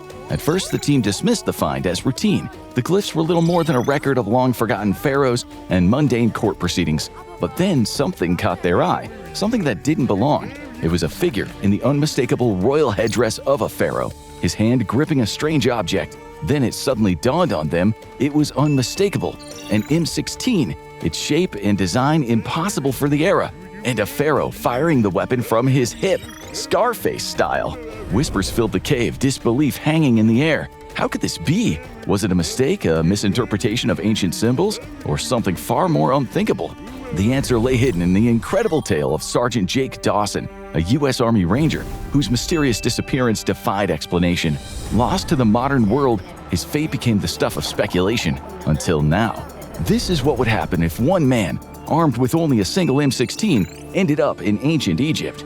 Sergeant Jake Dawson stood in the center of a simulated combat zone in Kansas, the sun hanging low over the dusty earth. It was another routine exercise, an opportunity for his unit to hone their skills, a day-to-day task that didn't demand more than the usual grit and precision.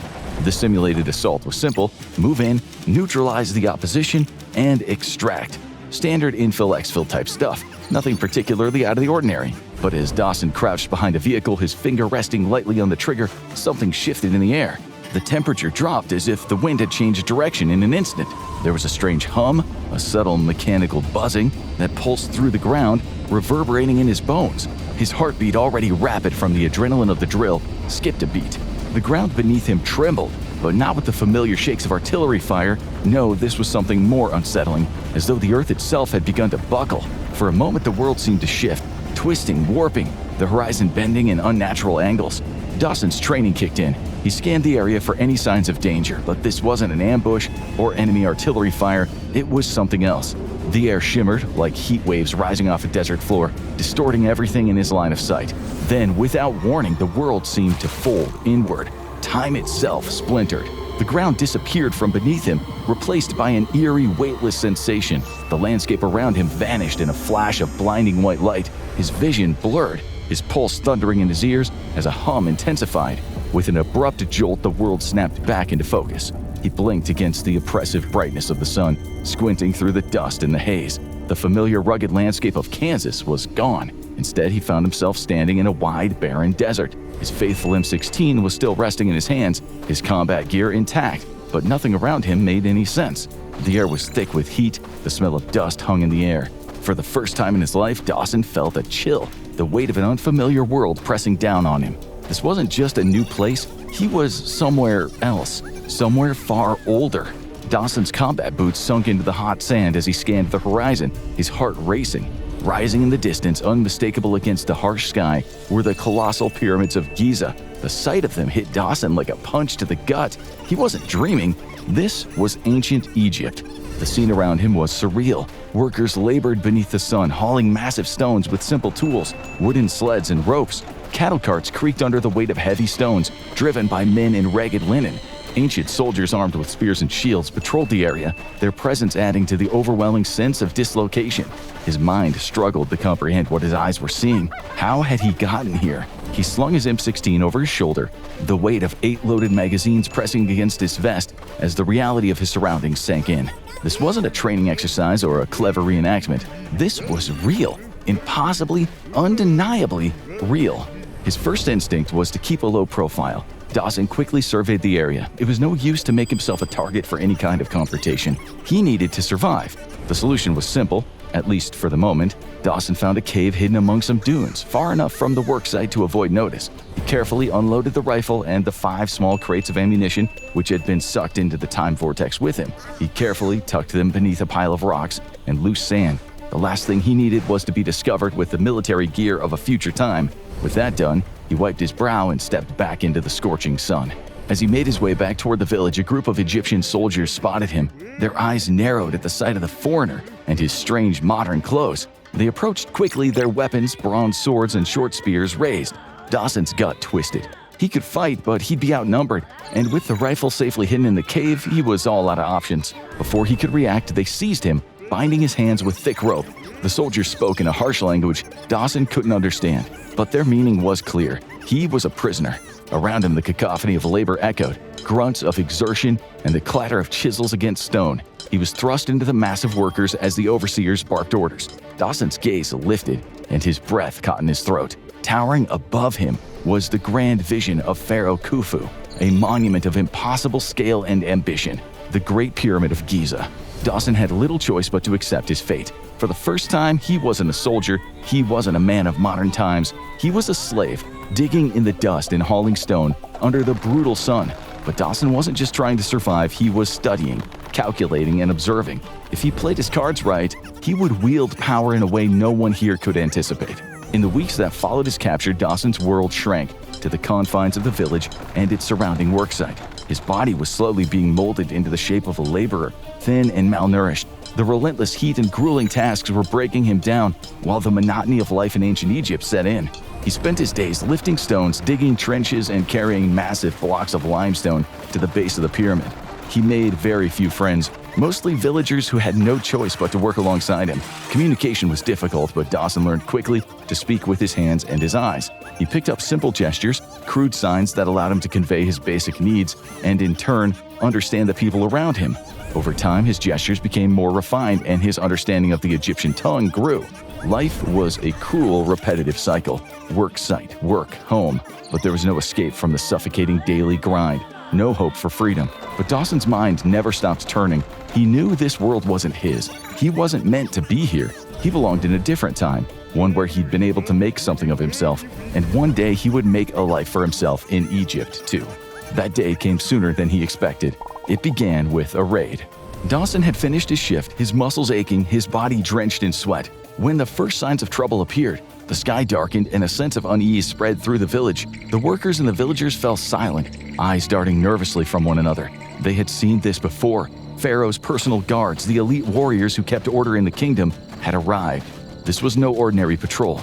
Dawson stood in the doorway of his hut, his senses heightened, his muscles tensing. He knew something was wrong. The guards were not here to collect taxes or oversee the work. They were here for punishment. The villagers might not have known it yet, but Dawson could sense a storm coming. The guards came in force, storming the village with ironclad boots and harsh shouts. The Pharaoh's elite soldiers were efficient and merciless. Dawson's friends, the ones who had taken him in, were among the first to be seized. Dawson's heart sank as the guards dragged them out, their arms bound in thick ropes. The villagers' pleading fell on deaf ears as Pharaoh's men lined them up in front of the village, their swords raised. Dawson could feel the tension building, a storm of violence that was about to break. The guards began to beat the villagers, their fists and weapons landing with brutal force.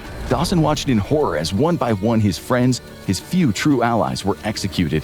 The sound of their cries filled the air, their bodies dropping to the sand like discarded sacks.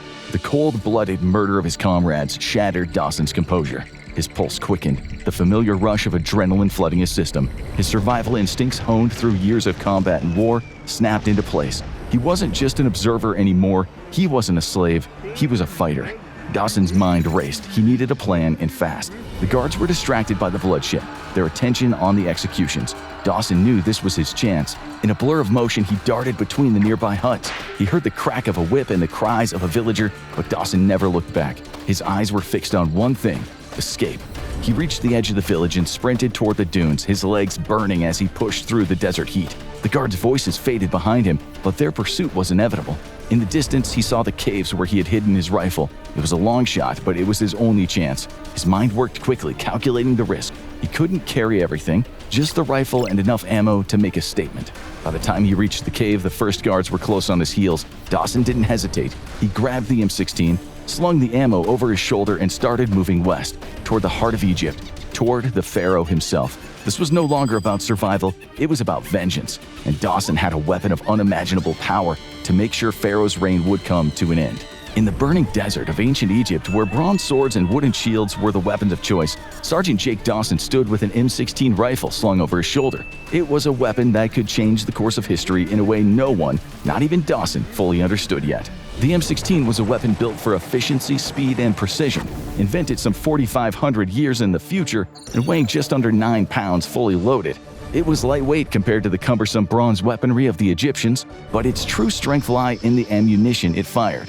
The 5.56 by 45mm NATO cartridge, a fast, light round designed to tear through human flesh with terrifying speed. At a muzzle velocity of 3,200 feet per second, the bullet didn't just penetrate the body, it fragmented, causing internal damage that could be catastrophic, shredding tissue, bone, and vital organs in an instant.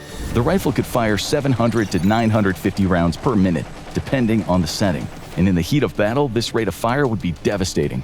While the Egyptians struggled to close the distance with crude spears and shields, Dawson would be able to engage targets from a safe range, 1,500 feet or more, without ever needing to leave cover.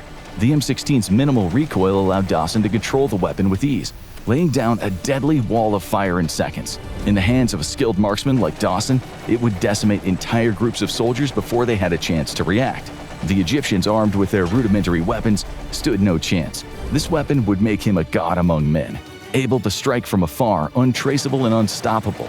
As he stared across the desert, his mind raced with possibilities. The ancient world was about to face a reckoning that would begin with the roar of his rifle.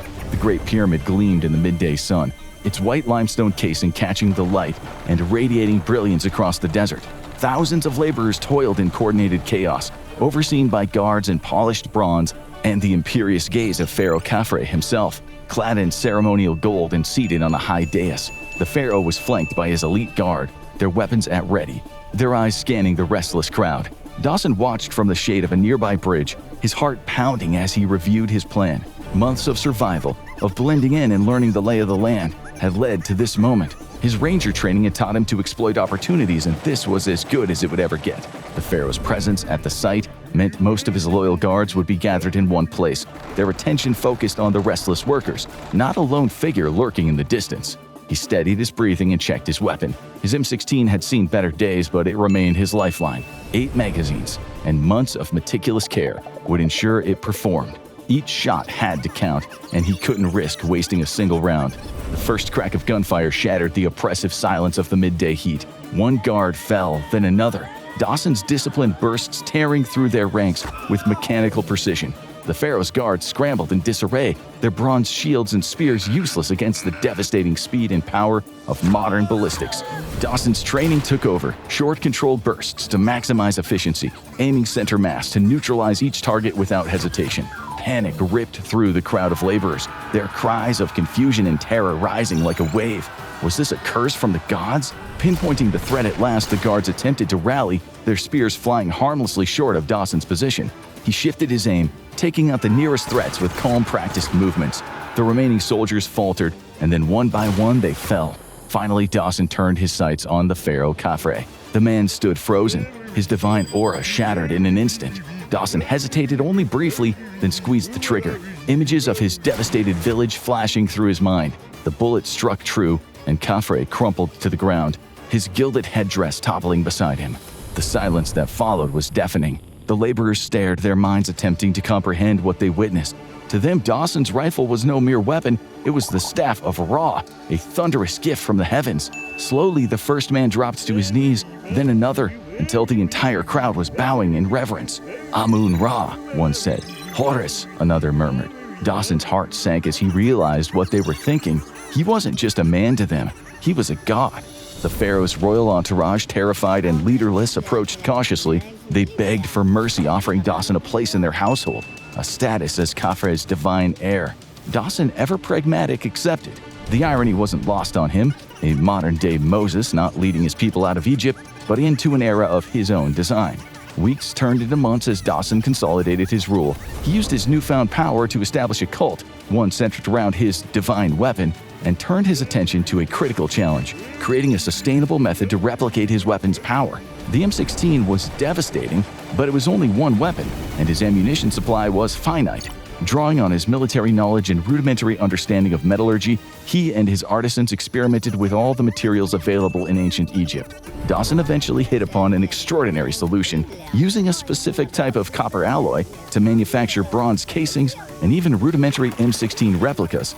This bronze, an early precursor to the gunmetal used in cannons a millennia later, had the advantage of being non-sparking, ensuring safer handling of explosive compounds. The alloy's malleability allowed Dawson's craftsmen to shape it with greater precision than iron. Admittedly, the replicas were far from perfect. They were even prone to exploding if used too frequently. But Dawson saw a silver lining.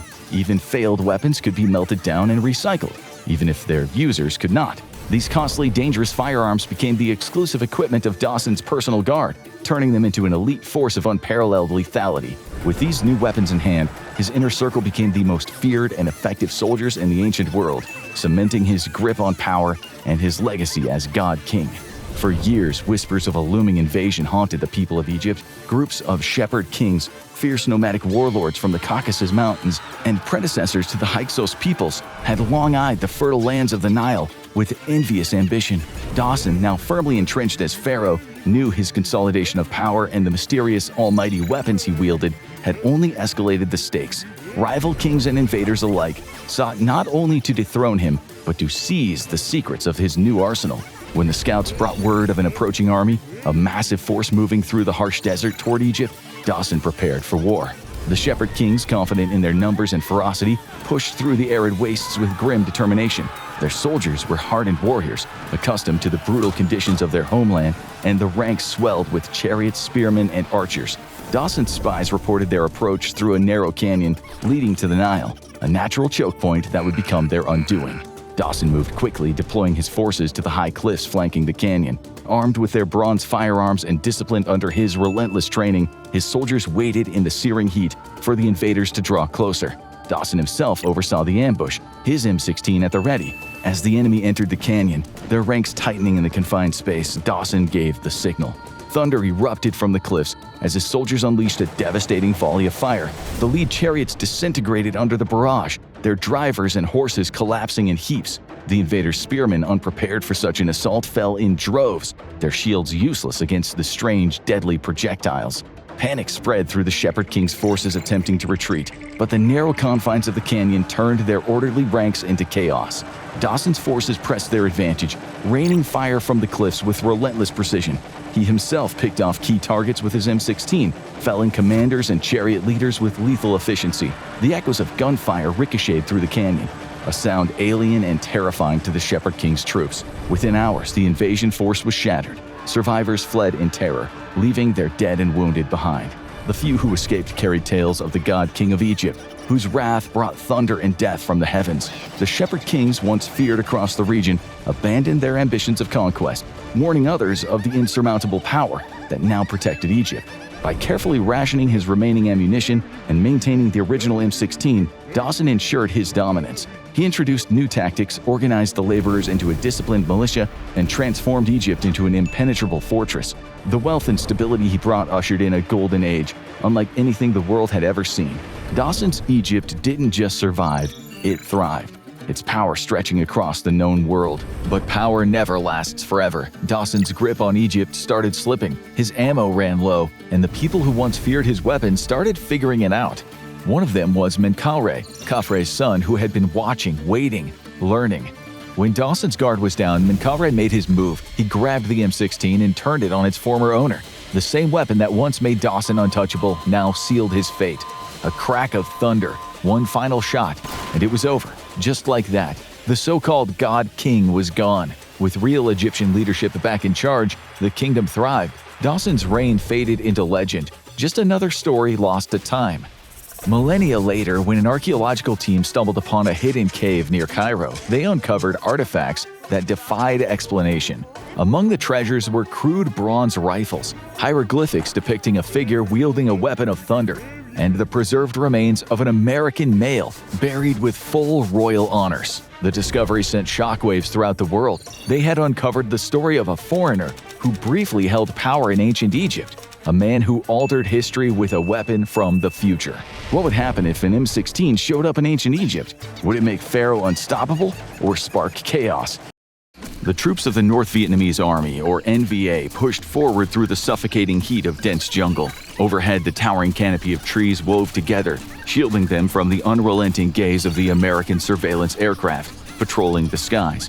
For the NVA, the shadowy stretch of the infamous Ho Chi Minh Trail was a vital lifeline, crucial for ferrying supplies from the north to the Viet Cong fighters in the south. In the oppressive silence, they allowed themselves a fleeting sense of security, the kind only the jungle could provide. But that security was a lie. Something was stalking them, something new, something lethal. The small agile drone zipped through the jungle canopy, skimming just above the treetops. Powered by advanced artificial intelligence, it navigated the tangled branches effortlessly. Equipped with an ultra-sensitive thermal sensor, the drone could detect even the subtlest differences in heat. A mere fraction of a degree separating a human body from the stifling 90-plus degree surroundings. Its onboard AI analyzed this information in real time as it searched for distinctive human-like patterns. It missed nothing, able to tell the difference between a human, just even an arm or a leg, and a natural plant growth or even wild animals. Once it made the detection, it sent an alert back to its operator. The UAS operator, a cutting-edge addition to America's elite 21st century SEAL fighting forces, worked swiftly. The drone's feed illuminated heat signatures scattered through the dense jungle canopy, proof of the enemy's presence. But there was one problem. Identifying the NVA troops hidden beneath the thick jungle was one thing. Targeting them posed a far greater challenge. The rest of America's 1969 military operated with technology that felt ancient compared to the futuristic arsenal this elite detachment of time-traveling warriors had brought to the fight. Improvise, adapt, and overcome. This was the general motto of the American Special Forces. The detecting drone slipped below the canopy and dropped its tiny cargo, a small radio transmitter that tumbled to the jungle floor, disappearing in the undergrowth. The whizzing of the drone caught the attention of the NVA troops. Heads turned, eyes scanned the trees above looking for a threat, but they were left perplexed when the drone disappeared over the treetops. Some speculated an American helicopter might be lurking nearby, but their instincts told them otherwise. They had heard the familiar roar of Hueys countless times before. This was nothing like that. Matter of fact, nothing in 1968 sounded like this at all. Hesitant and confused, the NVA column moved forward again, and straight into the SEAL's trap. The tiny radio transmitter, almost invisible on the jungle floor, provided a powerful signal that could be interpreted by onboard equipment on a pair of orbiting AC-130 gunships. Their advanced artillery systems locked onto the jungle below with precision that 1968 technology could only dream of. The NVA troops, still scanning the skies for the mysterious drone, were utterly unprepared. Even before they could hear the distinct drone of engines overhead, the AC-130s unleashed a devastating barrage. 105mm shells and 20mm cannon fire rained down from above, drowning the screams of the panicking NVA formation and its assortment of pack animals. The NVA formation split into several smaller groups, desperately fleeing for their lives. Drones chased after the fleeing groups, the operators on the other end relaying targeting information to the orbiting gunships. Whereas in the past, gunship ambushes had succeeded in destroying supplies and trucks, now they were decimating the very troops North Vietnam relied on to bring the supplies to the south. And this was only the first of many more such ambushes to come. The human cost to North Vietnam was rising quickly. The cost of maintaining the Ho Chi Minh Trail, a route that was key for the Viet Cong's efforts to overthrow the South, was ballooning out of proportion. Days later, the 21st century SEALs are on the hunt for a new target. This time, the flight promises to be close and personal. NVA leaders have entrenched themselves across the northern half of South Vietnam, their operations concealed deep within the jungle. From these strongholds, they vanish into sprawling tunnel complexes that stretch for miles. Some of these tunnels are vast enough to conceal an entire company of troops, functioning as underground fortresses. From these hidden strongholds, NVA generals send and receive orders, orchestrating their relentless fight against the Americans and their allies. Finding and eliminating these senior figures are key for the war effort, but the task has proven far too difficult given the terrain. Until now. The SEALs' arsenal of drones deployed back to 1969 Vietnam includes an array of long-endurance, high-altitude models equipped with cutting-edge surveillance tools. These drones boast thermal imaging, electronic warfare systems capable of intercepting enemy radio signals, and onboard AI that provides them with a remarkable degree of autonomy. These drones can cover hundreds of square miles and loiter over targets for days, with solar panels extending battery life to allow flight times of just over 24 hours. The persistent coverage has paid off, triangulating the location of an NVA stronghold deep in the jungle. The NVA are aware of the American electronic warfare capabilities and rarely ever communicate via radio, preferring to send runners. The drone network has started tracking these runners, and by analyzing their movements and routes, the AI can triangulate a rough origin point for their base. From there, the drone's advanced electronic warfare systems, far more sensitive than anything available to America's 1969 military, can detect the low-energy, infrequent transmissions the NVA stronghold uses to maintain contact with its chain of command in the north. SEALs stalk through the jungle, closing in on their prey. Their uniforms are like nothing the Vietnam-era counterparts wear. The camouflage pattern actually uses an optical illusion effect to trick the human eye. It's a very subtle effect, but enough to delay detection by precious moments. They're also fire retardant and embedded with antimicrobial elements to prevent infections out in the field. Over the uniform, lightweight body armor capable of stopping even a 7.62mm round affords chest and back protection. Tactical helmets come embedded with a variety of electronics, including inter-squad radio comms and throat mics that don't require a SEAL to raise his voice in order to broadcast. Bone conduction headphones allow the ear to remain clear of obstruction and be alert. They move at night, increasing their advantages considerably over the NVA quarry. Drones have used millimeter wave radio to precisely map the NVA position, while being small enough and flying high enough to not reveal their presence. The stronghold consists of some above-ground fortifications, like sandbagged fighting positions, some listening and observation posts, and various entries into the subterranean layers. What lies beneath is unknown, but the SEALs have brought tools for that too. But first, the above-ground security element has to be dispatched as silently as possible. Equipped with the latest generation night vision goggles, the SEALs are able to approach within 100 meters of each of the 3 camouflage defensive positions that surround the exterior of the compound.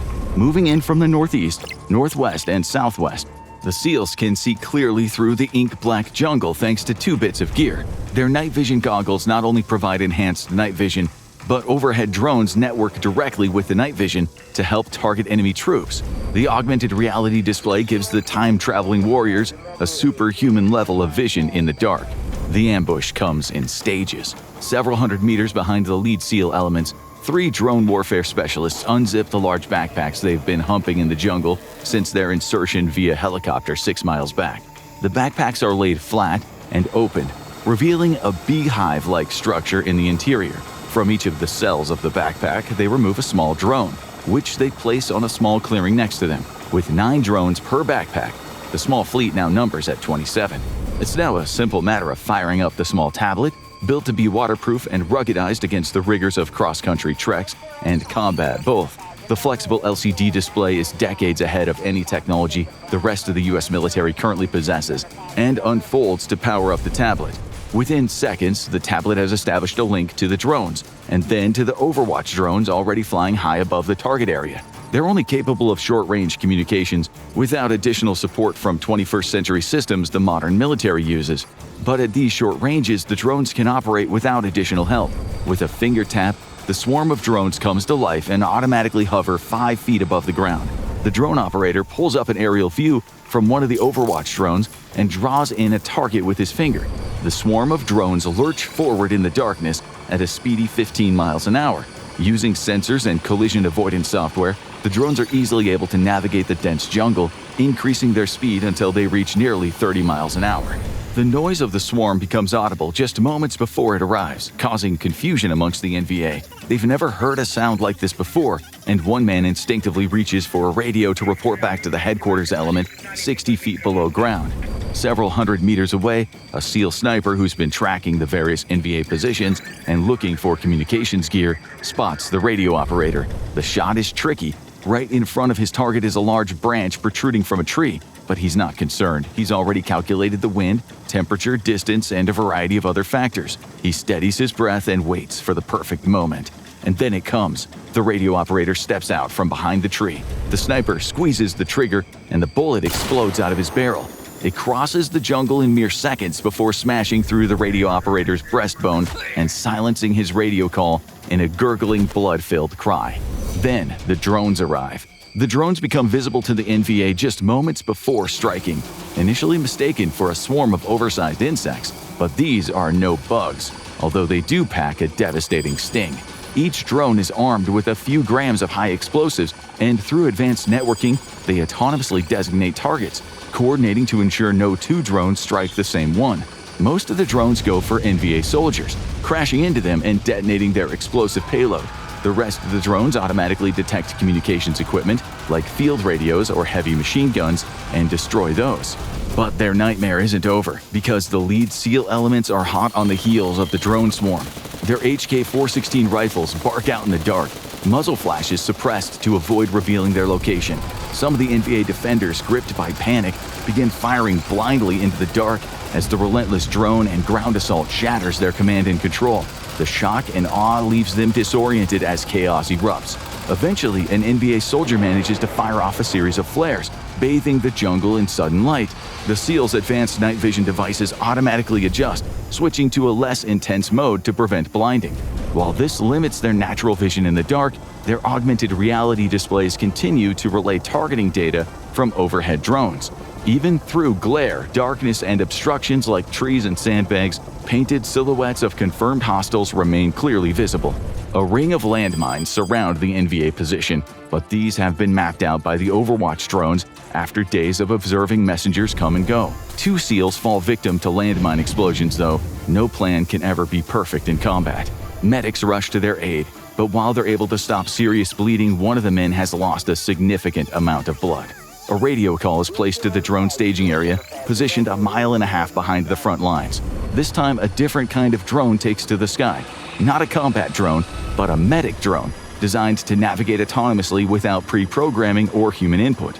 Its payload includes a variety of life-saving equipment, most important of which is life-saving bags of plasma and other liquids. Blood loss is a leading cause of combat casualties, and while bleeding can be stopped, it's just as important to replace the blood before organ and brain functions crash. The medical drones fly above the canopy and home in on the medic's signal, dipping down from above the trees to drop their payloads before flying back home to be re-equipped. The entire process is completely autonomous. The above-ground security element is quickly neutralized. Overwatching snipers, using a combination of thermal and night vision, act quickly to prevent any NVA soldier from ducking into one of the entrances to the underground fortress. It's not time for the SEALs to make an assault down into the depths of the earth. In the past, the US military was never able to get the drop on these NVA underground strongholds, allowing their defenders plenty of time to rig a variety of booby traps for immediate deployment.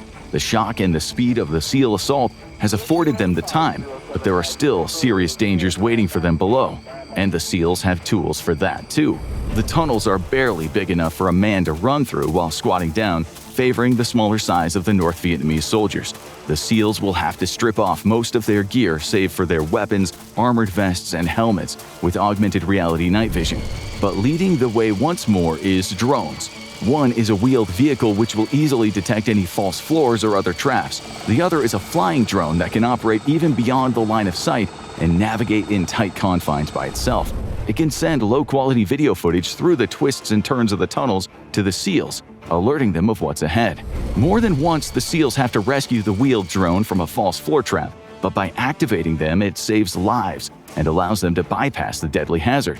The speed of their assault has prevented the NVA from activating any of their other infamous traps, such as passages rigged with explosives in case of an intrusion. After several dozen feet, the narrow passage expands into a larger space, where a series of chambers have been painstakingly carved from the earth. This underground complex serves as a hidden hub where NVA soldiers trained, ate, and slept, complete with chow halls, armories, and dormitories. The defenders, anticipating an attack, have cut most of the power, leaving only a few strategically placed lights. This gives them just enough visibility to spot and fire on the Americans before they can fully advance. But even the pitch black is of no consequence to the SEALs' night vision.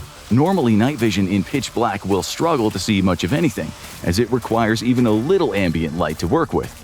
But with the use of infrared lights, the night vision-equipped SEALs can see as brightly as if it was a high noon environment, leaving the defending NVA troops at a severe disadvantage. Struggling to see through the faint, dim lights they've left on, they're forced to squint and strain, unaware of the full scope of the danger advancing toward them. They don't get much of a chance, though. SEAL fire from their semi-automatic rifles is deadly accurate in pitch black, while newly replaced suppressors don't give the enemy much of a muzzle flash to fire back at.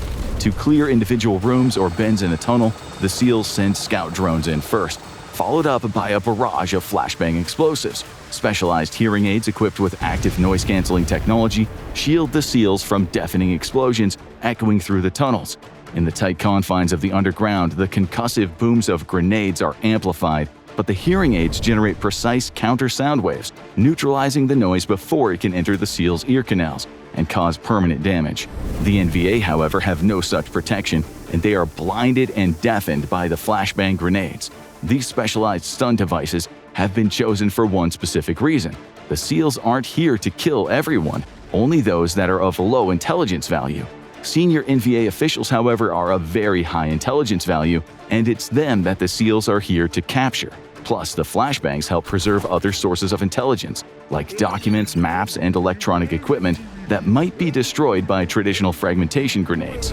A mix of high technology and elite training yields an intelligence bonanza, the SEALs suffering only light casualties. With the aid of advanced medical equipment and autonomous drones, the SEALs are able to prevent life-threatening injuries from becoming critical. Overall, given the massive intelligence coup the raid has resulted in, the SEALs' assault is one of the most successful operations of the entire war. The last thing Lieutenant Jake Havoc Harper remembered before everything went sideways was touching down in eastern Syria. It was supposed to be a routine snatch and grab, a high-value Iranian Quds Force operative meeting with rogue militias. Get in, get out, and drop a JDAM on the site for good measure. But the second their boots hit the ground, everything went sideways. The blinding flash of light, a whirlpool in the sky, a vibrating sensation that washed over his body, then nothing. When Harper came to, his entire squad of Navy SEALs was intact, along with their 4 desert patrol vehicles, weapons, and gear. But their MH-47 Chinook? Gone. Their JTAC comms? Dead. Their GPS? Just a blank screen. Like their squad was wiped off the face of the earth. And then Harper heard a sound he would never forget. Marching. Thousands of boots, moving in perfect unison, and shouting in Latin. "Boss," Chief Petty Officer Ryan Boomer Watts, Harper's explosives expert, whispered into his throat mic as he pointed to the ridge. Harper followed his gaze. His heart stopped. A Roman legion, red, resplendent, and very, very real. In that moment, Harper knew one thing. What was about to unfold would defy history itself. Could a highly trained U.S. Navy SEAL platoon outmaneuver and overpower an entire Roman legion? Or would sheer numbers and battlefield discipline prove too much? Join us today on the infographic show for the ultimate clash: Navy SEAL platoon versus Roman legion. Who would win?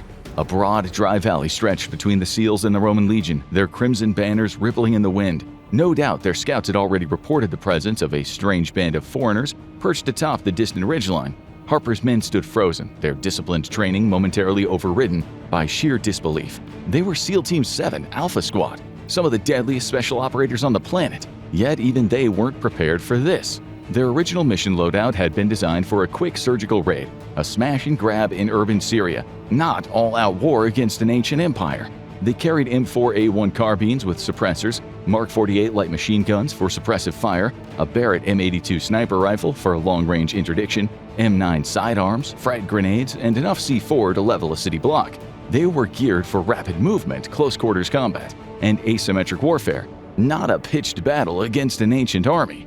Yet here they were, staring down an army of thousands, red-crested helmets bobbing and glinting in the sunlight, iron shields locking into disciplined testudo formations, javelins poised, their tips catching the morning light. There were no comms, no drone support, no quick reaction forces waiting in the wings. That meant no hope of rescue.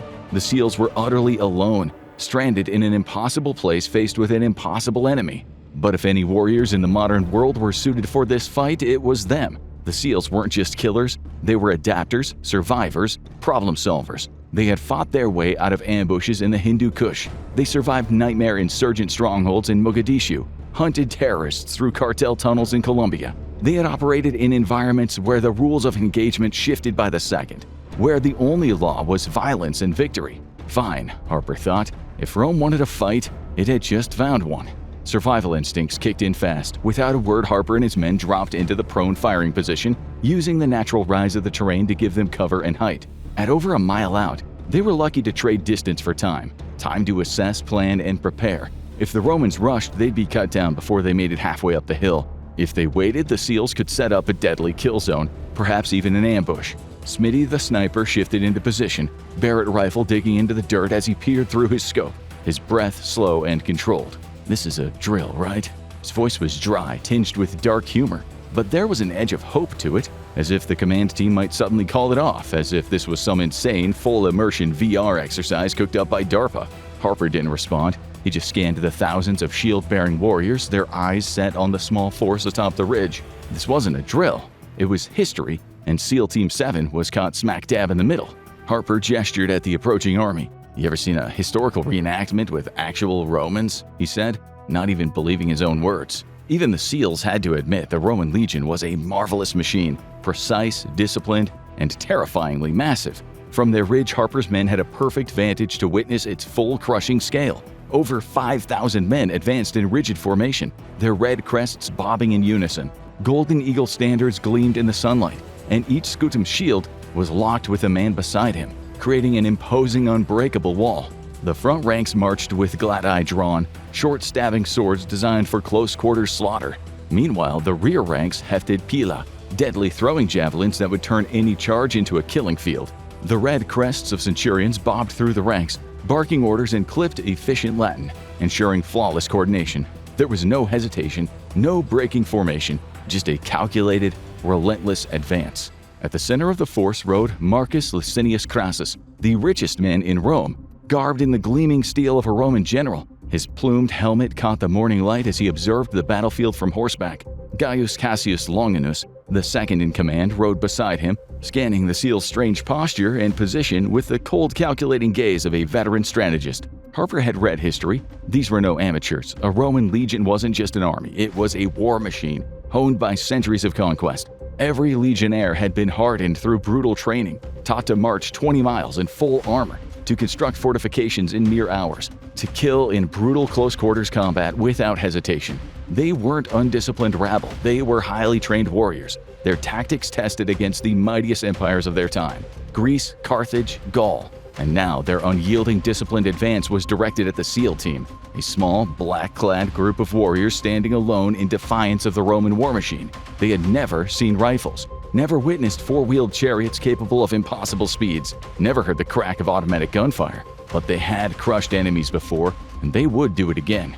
A moment of impossible calm settled over the battlefield. The wind carried nothing but the distant rustle of banners, the soft clinking of iron against iron, as 5,000 men shifted their weight. Harper could hear his own heartbeat. He could hear the slow, measured breaths of his men, prone atop the ridge, weapons trained, fingers hovering just above their triggers, the weight of the moment pressing down like a vice. Then, from the mass of red and steel below, Crassus's voice thundered across the plain. It was the command to advance. The Roman legion surged forward, a wall of shields and bodies, an unstoppable tide of flesh and steel. Their footsteps rumbled like distant thunder, their war cries rising in a guttural ancient chorus. This was what they had done 100 times before: advance, kill, conquer. They had marched across the known world, breaking enemies exactly like this, a smaller force clinging to a pathetic hill, foolish enough to believe the terrain would save them. It never did. Harper had seen what he needed to see. "Smitty, fire a warning shot," he bellowed, his dry voice cracking with a tinge of anxiety. Smitty's 50 cal thundered into life, turning a centurion's head into a fine red mist. Save a few gobsmacked men around him, the surging legion didn't even notice this isolated loss. To the thousands behind him, it was nothing but another casualty of war. "Weapons free," Harper bellowed. Obediently, the Mark 48s opened up, and all hell broke loose.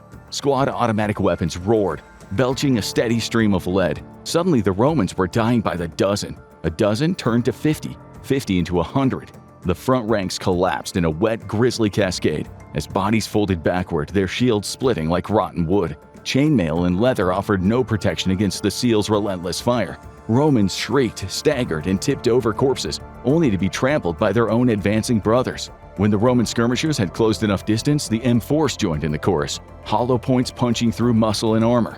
A young signifier carrying his unit's Sacred Eagle standard took 2 rounds to the chest and crumpled like a broken marionette. Another officer got hit in the leg, tumbling forward with a howl before being crushed beneath the stampede. For the first time in their history, Romans were fighting an enemy that could kill them from beyond the range of sight, and it terrified them. Some stumbled, eyes wide, looking to their gods, wondering if Jupiter himself had descended upon the ridge, punishing them with thunder and lightning. But discipline was discipline, and Rome did not break. Instead, they kept on coming.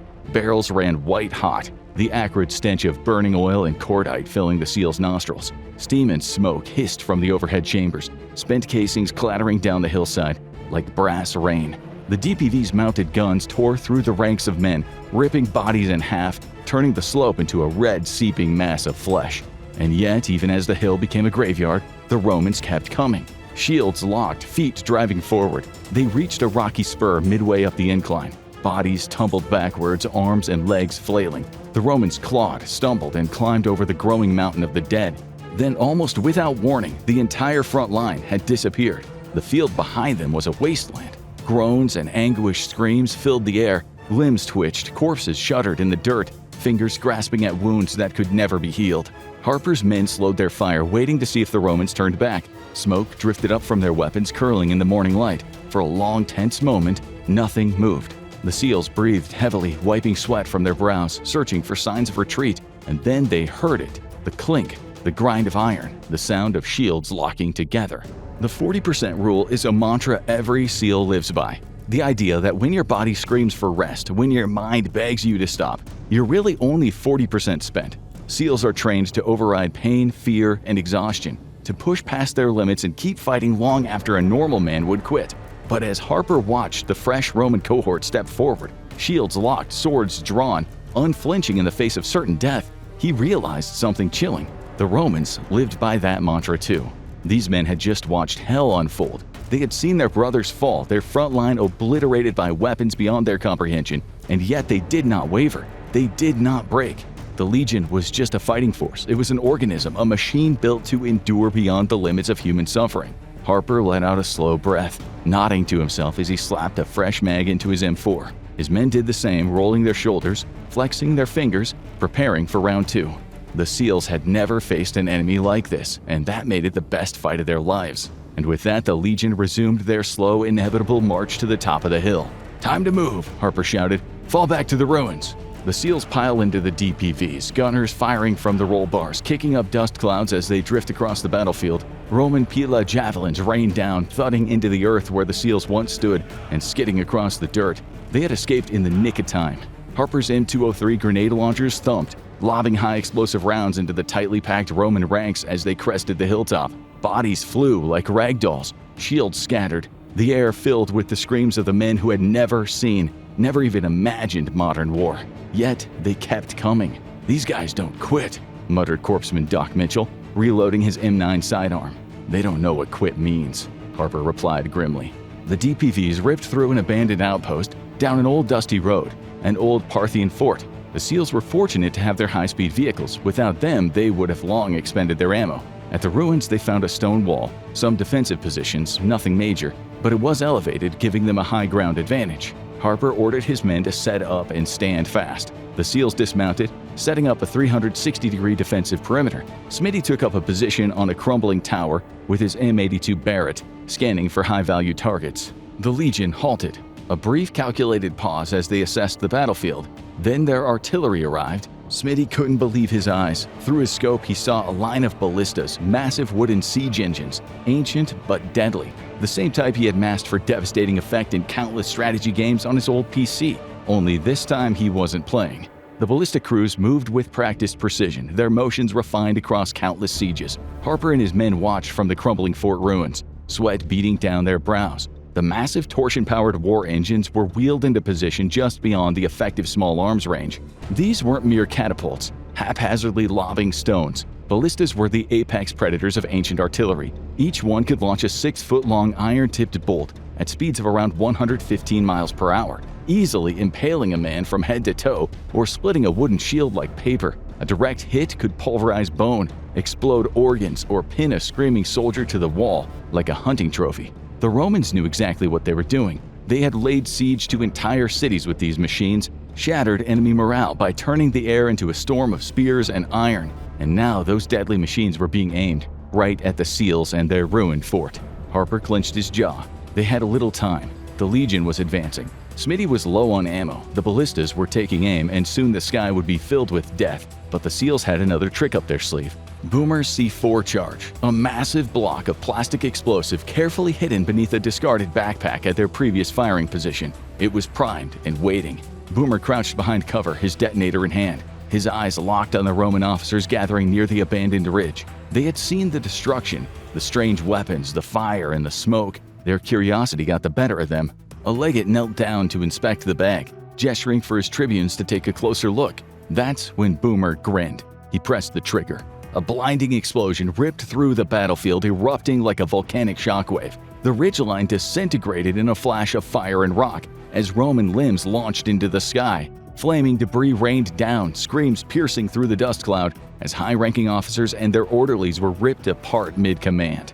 The Legion faltered for the first time, and the SEALs smiled. But there were still too many.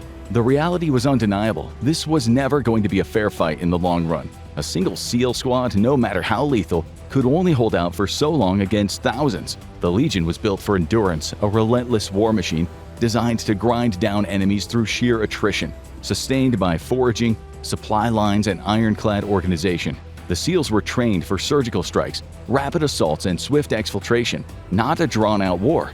With limited ammo, no supply chain, and nowhere to retreat, their time was running out.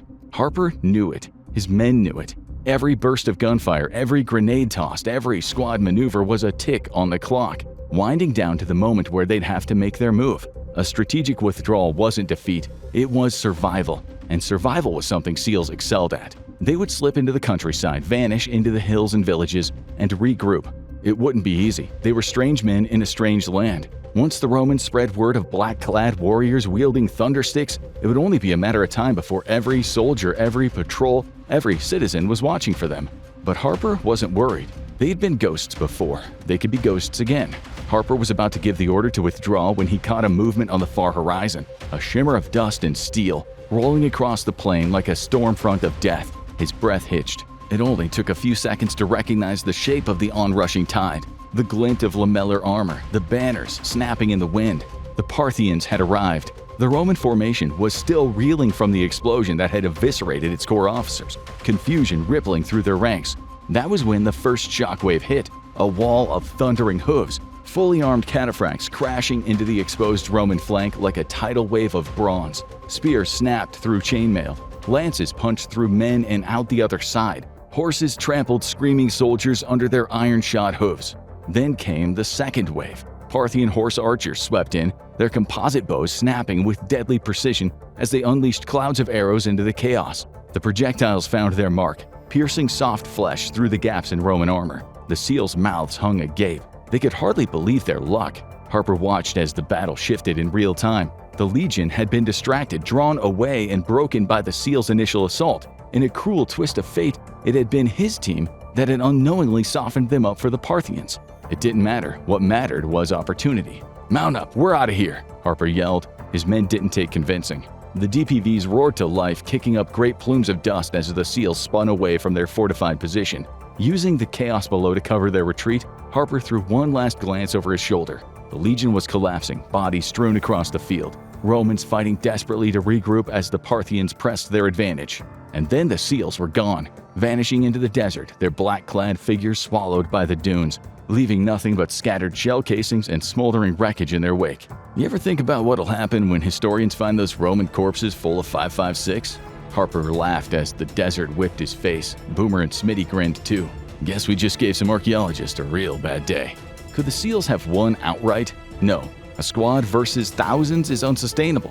The Legion was built for endurance. The SEALs were built for rapid, precise engagements. Could the SEALs survive long term? Doubtful. Their presence would become a myth. Their faces immortalized in rumor. Rome's vast network of spies, scouts, and informants would hunt them down. Unlike the Parthians, American SEALs couldn't simply disappear into the crowd. In the end, the SEALs won the fight, but they couldn't win the war. A modern special operations team, no matter how lethal, is still bound by logistics. History belonged to the armies that could endure, resupply, and outlast. And Rome had plenty of time. April 1986. Two grizzled Libyans stood tense in a bombed-out, roofless apartment, their knuckles white as they clutched their battered radios. Their eyes darted upward, ears straining as they looked for threats. A piercing mechanical whine cut through the tension as a nearby SAM battery swiveled, its radar locking onto a phantom target. Missiles erupted from the launchers, streaking skyward in fiery trails. 50,000 feet above, two pilots in specialized pressure suits glanced at their instrument panel as warning signals blare. In any other aircraft, missile launch alerts like these would have sent chills down their spine. This, however, was no ordinary aircraft. This was the famous SR-71 Blackbird, a high-flying Cold War speed demon. Its pilot, Major Brian Shull, was perfectly willing to bet his and his co-pilot's lives on the plane's performance. Pitching the nose upward, he throttled the plane's two massive J-58 bleed bypass turbojet engines to the max, taking the aircraft to Mach 3.3, over 2,500 miles per hour.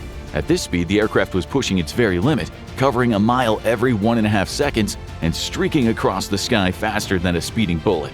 Nothing could catch the sled, as Shull and his reconnaissance systems officer, or RSO Major Walter Watson, called the Blackbird.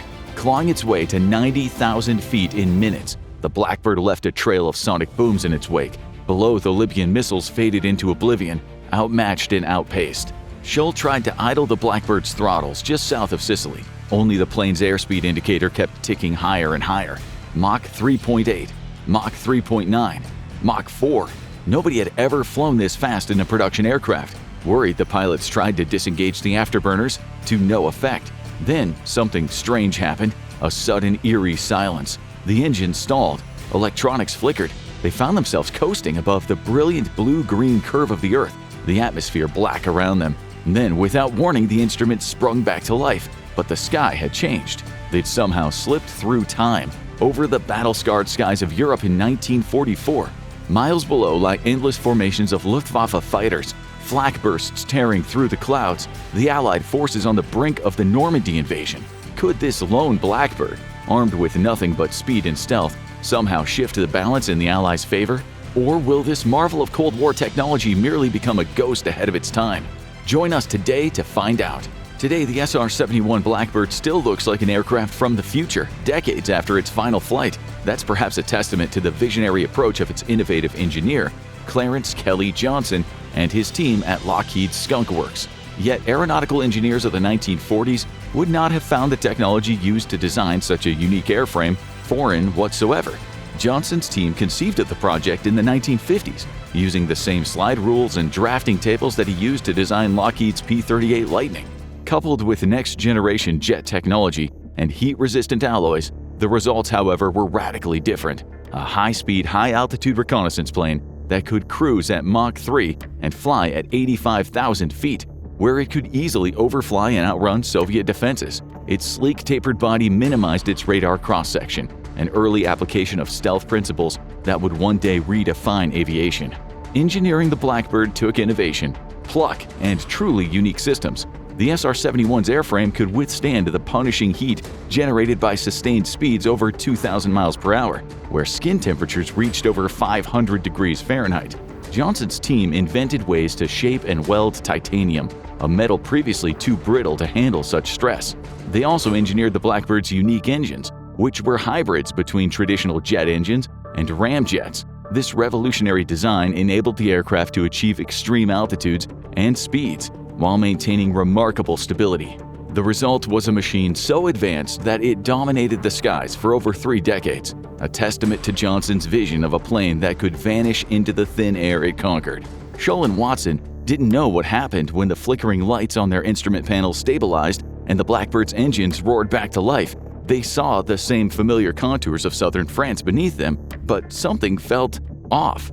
A faint cackle hissed through the comms, subtle yet unnerving interference. Scholl adjusted the dials, trying to re-establish contact with the control center, but instead of the familiar voices and call signs, a disembodied voice with a British accent spoke in an oddly antiquated tone.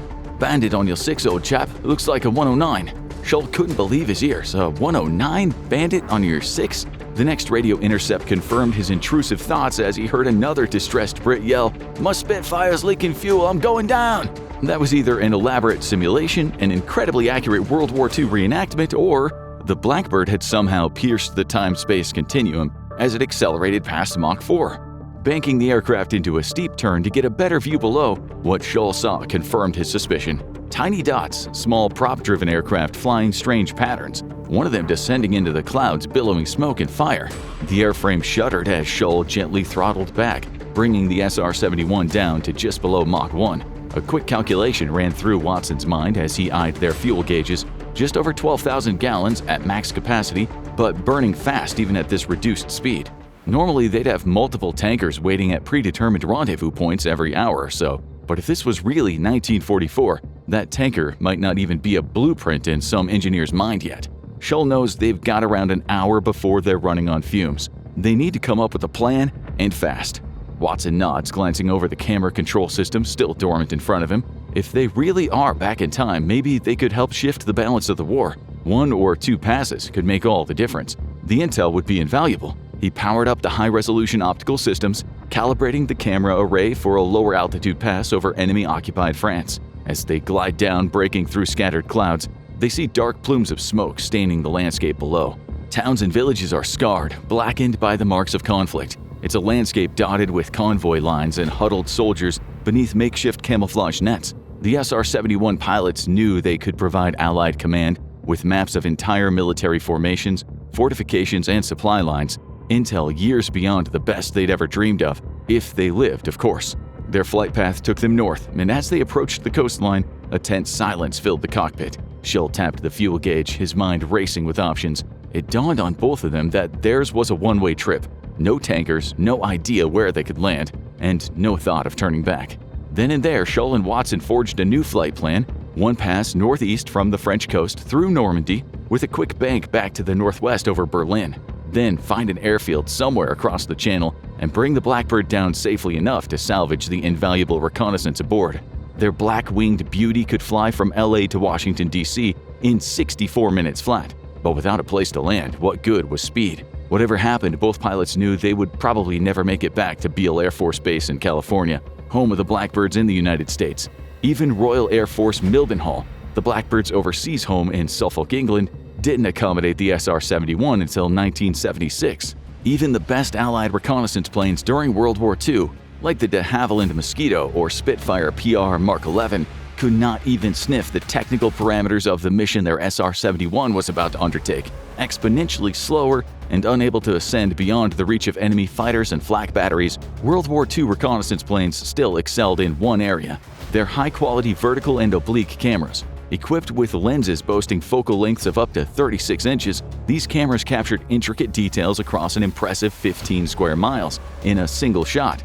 The SR-71's reconnaissance suite, by comparison, was designed to capture unparalleled detail across vast areas. The primary component was the optical bar camera, which could photograph an astonishing 100,000 square miles from the pilot's left horizon to his right horizon in a single pass, or in concrete terms, half of the entirety of France and almost 3/4 of Germany.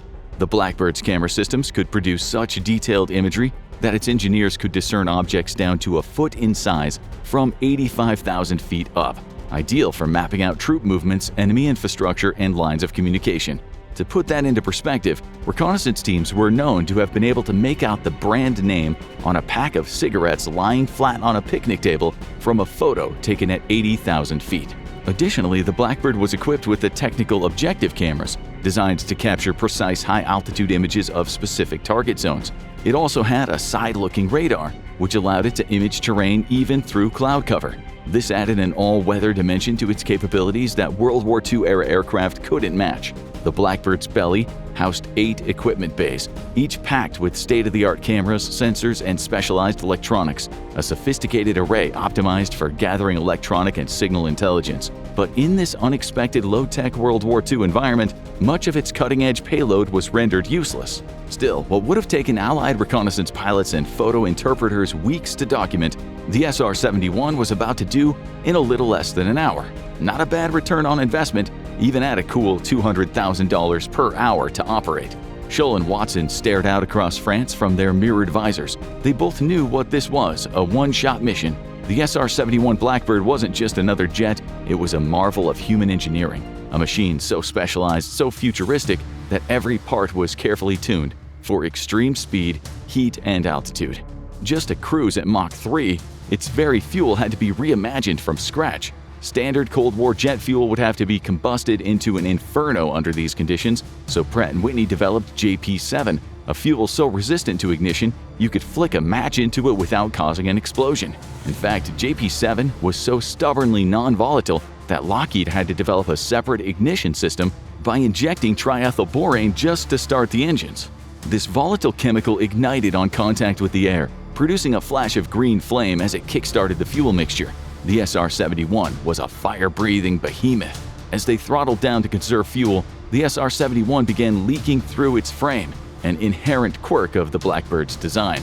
On the ground and at lower speeds, the SR-71 literally couldn't hold its fuel. Its titanium skin was built to expand in the heat, sealing tight only when flying above 60,000 feet, where temperatures would fuse its metal skin tighter than any welding torch. As it cooled, gaps would reappear, letting JP-7 drip in eerie rivulets down the fuselage. And it wasn't just fuel. The SR-71's very bones were custom-built for the sky's harshest conditions.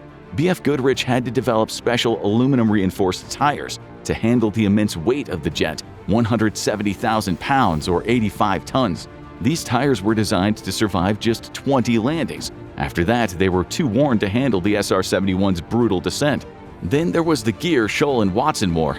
They needed specialized suits just to stay alive at these altitudes, where the atmosphere was so thin that bodily fluids could boil at 98 degrees Fahrenheit. Adapted from NASA's Gemini spacesuits, the Blackbird's pressure suits kept their blood from boiling, allowed them to breathe, and offered a layer of protection if they lost cockpit pressure or had to eject.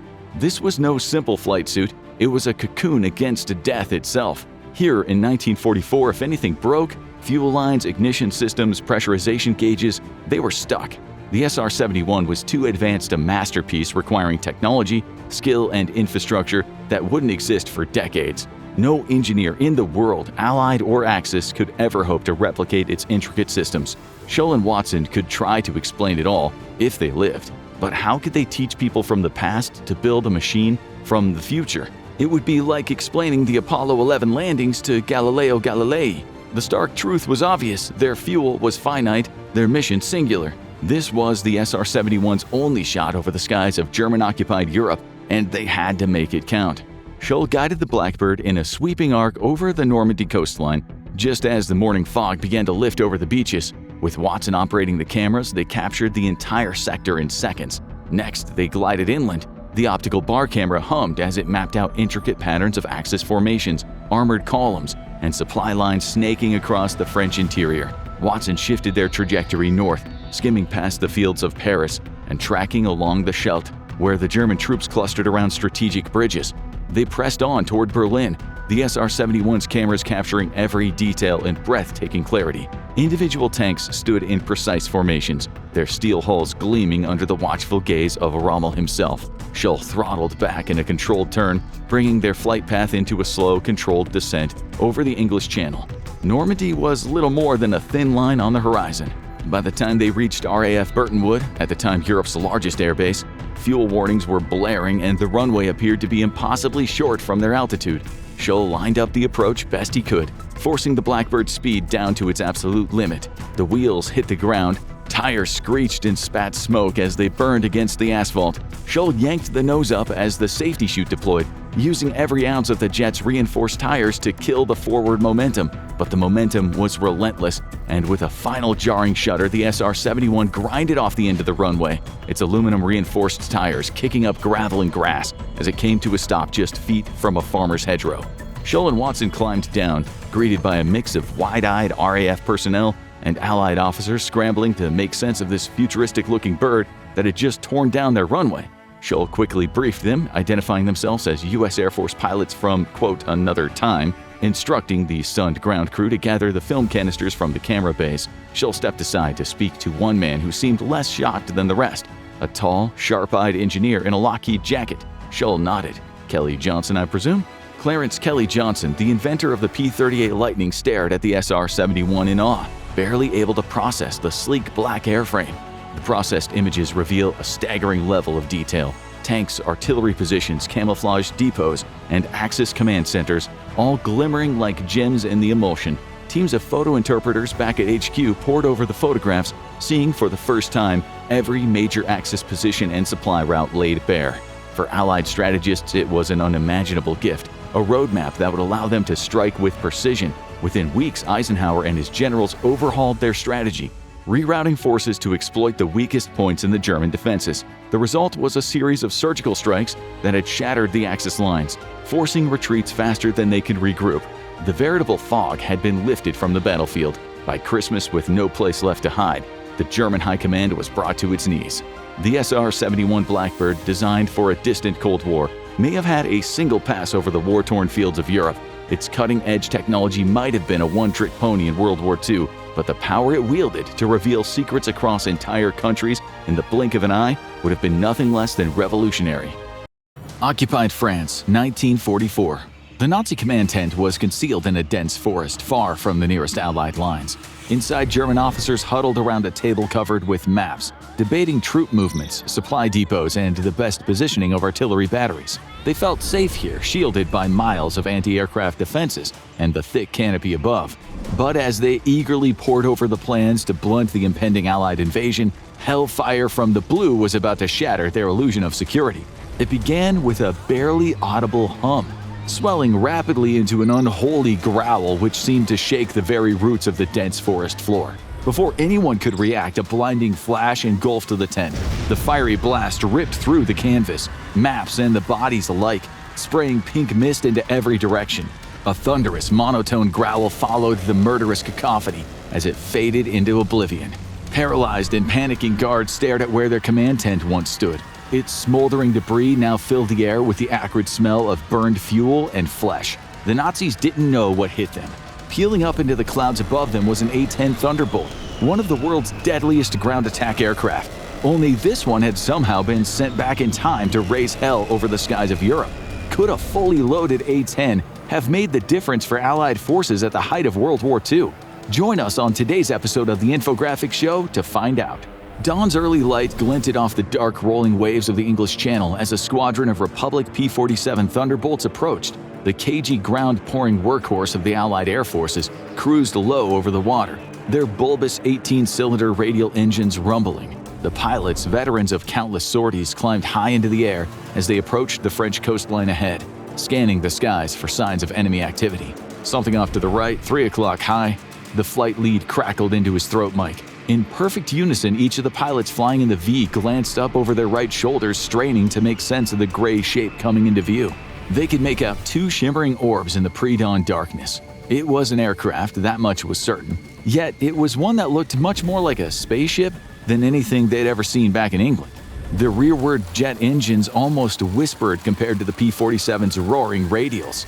"Hold your fire," the flight lead said, looking over the snub-nosed behemoth. Its wings were absurdly short and straight, swept back ever so slightly, carrying an impressive array of pods and bombs. It had a glass orb canopy not unlike their P-47s, and a massive frontal cannon that looked like a Civil War-era Gatling gun on steroids. "I think he's one of ours," the flight lead said warily. As he climbed upwards, leveling out next to the mysterious airframe, it bobbed its wings back, a welcome sign. Amazingly, as it did so, the flight lead made out the same unmistakable black and white invasion stripes as those on his own wings. Inside the strange cockpit, staring dumbfounded back at the squadron of P-47s, sat Captain Ray "Dusty" Mason. Just minutes before, he had been in Colorado flying a routine training exercise, until suddenly he wasn't.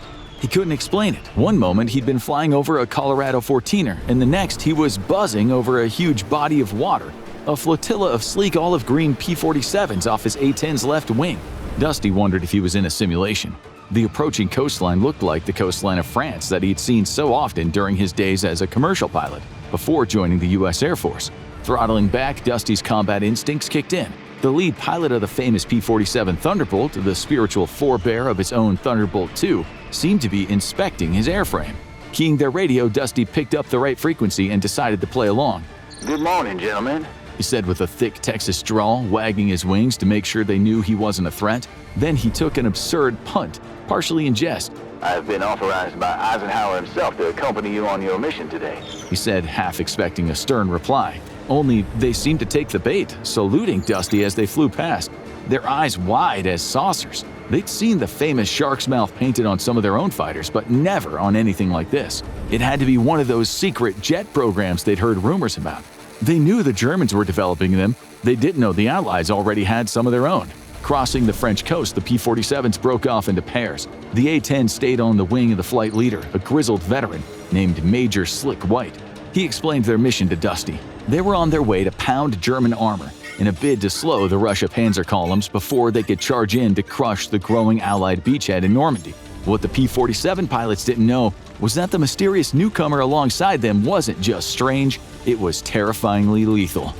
The A-10 was perfect for the task, affectionately referred to as a Warthog, the almost invincible tank buster specialized in tearing through armored columns and fortified positions. It was designed, 30 years into the future, at the height of the Cold War for this exact task, in order to shred Soviet T-74s pouring across the Fulda Gap.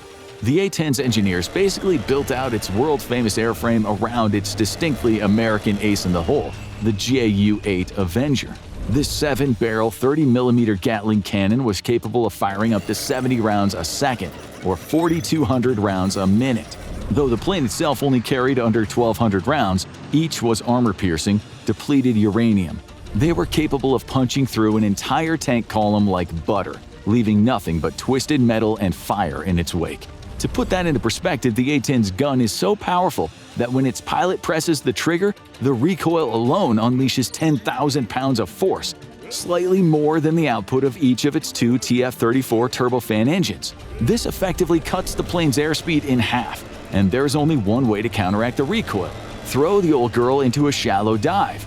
So you're not only pitching up and down like you're on a wild roller coaster, you're riding the world's most powerful bull at the same time. Dusty wasn't there simply to make mincemeat with his cannon. His A-10 was loaded out with 16,000 pounds of American firepower, AGM-65 Maverick missiles, high-explosive bombs, and incendiary cluster munitions. This humble hog had the power to dismantle bunkers, artillery positions, and large concentrations of enemy troops with surgical precision. The A-10 pilots are known for flying low and slow to identify targets. They routinely devastate ground forces by threading between buildings, weaving through valleys, and attacking from angles enemies don't expect. In one legendary mission during the Gulf War, an A-10 pilot destroyed over 20 Iraqi vehicles in a single day, obliterating supply lines and leaving enemy troops paralyzed. Combined with its heavy armor and redundancy systems that allow it to survive even with severe damage, his airframe was truly a flying tank that refused to be taken down. But that was all still 50 years into the future. Dusty felt a tinge of nervousness in his throat. This was wartime France at the height of World War II, and he was about to enter the hornet's nest. It was now dawn, a bright sunrise revealing a luscious Norman countryside pockmarked by craters and debris. The invasion was on. The Thunderbolts were headed north to a series of villages north of Paris. British intelligence had pinpointed the bulk of Field Marshal Gerd von Rundstedt's Army Group B, the greatest threat to the landing forces themselves, in this area.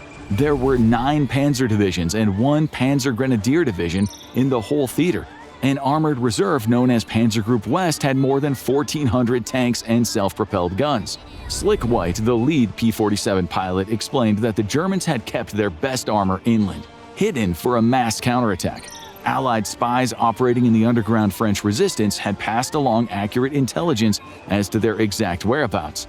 Allegedly, the German panzers were staging for an upcoming inspection by Field Marshal Erwin Rommel, the Desert Fox himself. If so, their ceremony was about to be turned into a good old-fashioned American turkey shoot. A minute out from the target, the Thunderbolts prepared for their initial strafing run. They would dive at a little over 400 miles per hour, maxing out the speed of their P-47s. Ironically, despite being 3 decades newer, the sheer bulk of the A-10 gave it a top speed comparable to the P-47s. This was because the cockpit, referred to as the bathtub, was protected by 1,200 pounds of pure titanium. It boasted double redundant hydraulic systems with manual reversion control in case the plane was hit. There was also a thick internal shield of multi-layer nylon spall and armored fuselage panels composed of titanium plates up to 1.5 inches thick. And not forgetting the 16,000 pounds of ordnance. Coming down out of a series of wispy clouds, Dusty could not believe his eyes. Ripples of morning sunlight casting long shadows over a wide open field where he saw what looked like an entire panzer division lined up in pristine order. Rows upon rows of Panthers, Tigers, Panzer IIIs and IVs gleamed, freshly painted and meticulously maintained for review. The French underground had been right. Hundreds of Panzer Grenadiers milled about on the grounds, standing at attention. But the rumble of engines overhead shattered the morning calm. Dozens of American P-47 Thunderbolts and, at the helm, a single monstrous A-10 Thunderbolt II cut through the air, injecting fear and panic into the Nazi procession. Dusty watched as the P-47s dove first, roaring in low and fast. From their wings, 500-pound bombs whistled down into columns of armor, erupting in blinding fireballs and sending German soldiers scrambling for cover. Rockets tore through rows of panzers, their blasts flinging turret covers and treads skyward. Panzer Grenadiers scurried desperately for the tree line. 50-caliber bullets raked across the field, cutting down vehicles, supplies, and anyone unfortunate enough to be caught out in the open. Amid the chaos, one P-47 took a direct hit from the flak batteries, now firing as fast as they could, and it spiraled down in flames. Dusty internalized the risk in his head. It did not deter him. No Luftwaffe fighters challenged the Americans. The skies were theirs. Now it was the A-10's turn. Dusty lined up his sights on the vast assembly of tanks stretched before him. It was the type of juicy target all A-10 pilots dreamed of. A literal dream scenario for an airframe expressly designed to this very end. Row upon row, all packed in like sardines in a can. Dusty's eyes lit up as he squeezed the trigger on the GAU-8 Avenger. The cannon roared to life, an anachronistic sound even by 1944 standards. A monstrous buzzing growl. The recoil rocked the A-10 as the 30mm depleted uranium shells ripped through the panzers like paper. Dusty came around 3 more times, using his AGM missiles and cluster munitions to eviscerate tanks. Tigers and Panthers were shredded as they exploded in spectacular fireballs. When the dust settled, columns of black smoke rose from the field, littered with the wreckage of what had once been one of Germany's prized panzer divisions. The Allies had claimed the field in a single devastating strike, leaving Rundstedt's armor in ruins. The day, in truth, was only just getting started. By the end of the day, Dusty and Slick's Thunderbolts would return to France 2 more times. The damage they inflicted had been so stark, unfolded so quickly, that they could not accurately verify the enemy's losses. Soon, word came through that they had rendered an entire Panzer Division combat ineffective. That morning surprise attack north of Paris delivered not only a crucial tactical victory, but a seismic psychological shockwave that rippled up the German command chain. Losing a key division set aside for Rommel's Fortress Europe defenses forced the German command to rethink their Normandy strategy. Hitler, who had placed immense faith in these heavy divisions to counter any landing force, was for once visibly shaken. Seeing his finest panzers obliterated from the air made him deeply wary of committing further armor into what was now clearly a death trap. Who knew the extent to which this new Allied Wunderwaffen could alter their fortunes on the battlefield? Begrudgingly, panzer reinforcements across France were delayed and dispersed. They were left idling far from the front lines at the precise moment when frontline forces needed every tank and gun they could spare. This unexpected advantage accelerated the Allied breakthrough in Normandy, shaving weeks off of what would have been a grueling and bloody battle through the Bocage. Allied forces advanced more swiftly into the French countryside, avoiding prolonged stalemates that had once seemed inevitable. The capture of Cherbourg, the closest major port, followed quickly, an invaluable supply line that would have otherwise taken fierce fighting and cost thousands of Allied lives. With the Panzer threat effectively nullified, the Allies no longer needed Operation Cobra, an ambitious plan spearheaded by an immense aerial bombardment intended to punch a hole through the German lines. The Thunderbolt's single strike saved weeks of brutal close-quarters combat, preserved Allied momentum, and helped ensure the success of the entire Normandy campaign. What began as a daring airstrike had reshaped the course of the invasion. Dusty's A-10 joyride with the greatest generation, however, did not last long. Weeks after the Normandy invasion, Captain Ray Dusty Mason found himself once again in his A-10 over the skies of Germany. This time, the hunters became the hunted. Dusty's wingman spotted a menacing formation of prop-driven Focke-Wulf FW-190s and 2 jet-powered Me-262s zeroing in on their position. Dusty knew his Warthog made him the ugly duckling and the enemy's chief target. The German pilots had their prize in sight. The P-47 escorts found themselves outmaneuvered and outpaced, unable to shake the enemy's focus from the futuristic behemoth in their midst. Within moments, the air was filled with the thunder of cannon fire as the FW-190s and Me-262s closed in. Dusty could feel the relentless pounding as rounds tore through his fuselage, shredding control surfaces and splintering the metal skin. Shrapnel rattled around outside his cockpit, some of it embedding into the bathtub's plating surrounding him. Forced onto the deck, Dusty pushed the Warthog to skim the treetops, dragging the Germans through the valleys and towns. His desperate attempt at evasion carried on for almost an hour. With his plane taking even more damage, Dusty tried to pull up sharply, buying time for him to release his plane's countermeasures. The Luftwaffe pilots had never seen such advanced chafe, fiery objects drifting from the A-10's fuselage. One veered off, disoriented, while the other attempted to follow the Warthog's climb. Eventually, his faithful A-10, now riddled with holes, could hold out no longer. With grim resolve, Dusty made the call, climbing just high enough to bail out over occupied France. As he drifted down, he spotted a small farmhouse below. In 5 days' time, the French underground would find him. A few days later, one would guide him back to Allied lines.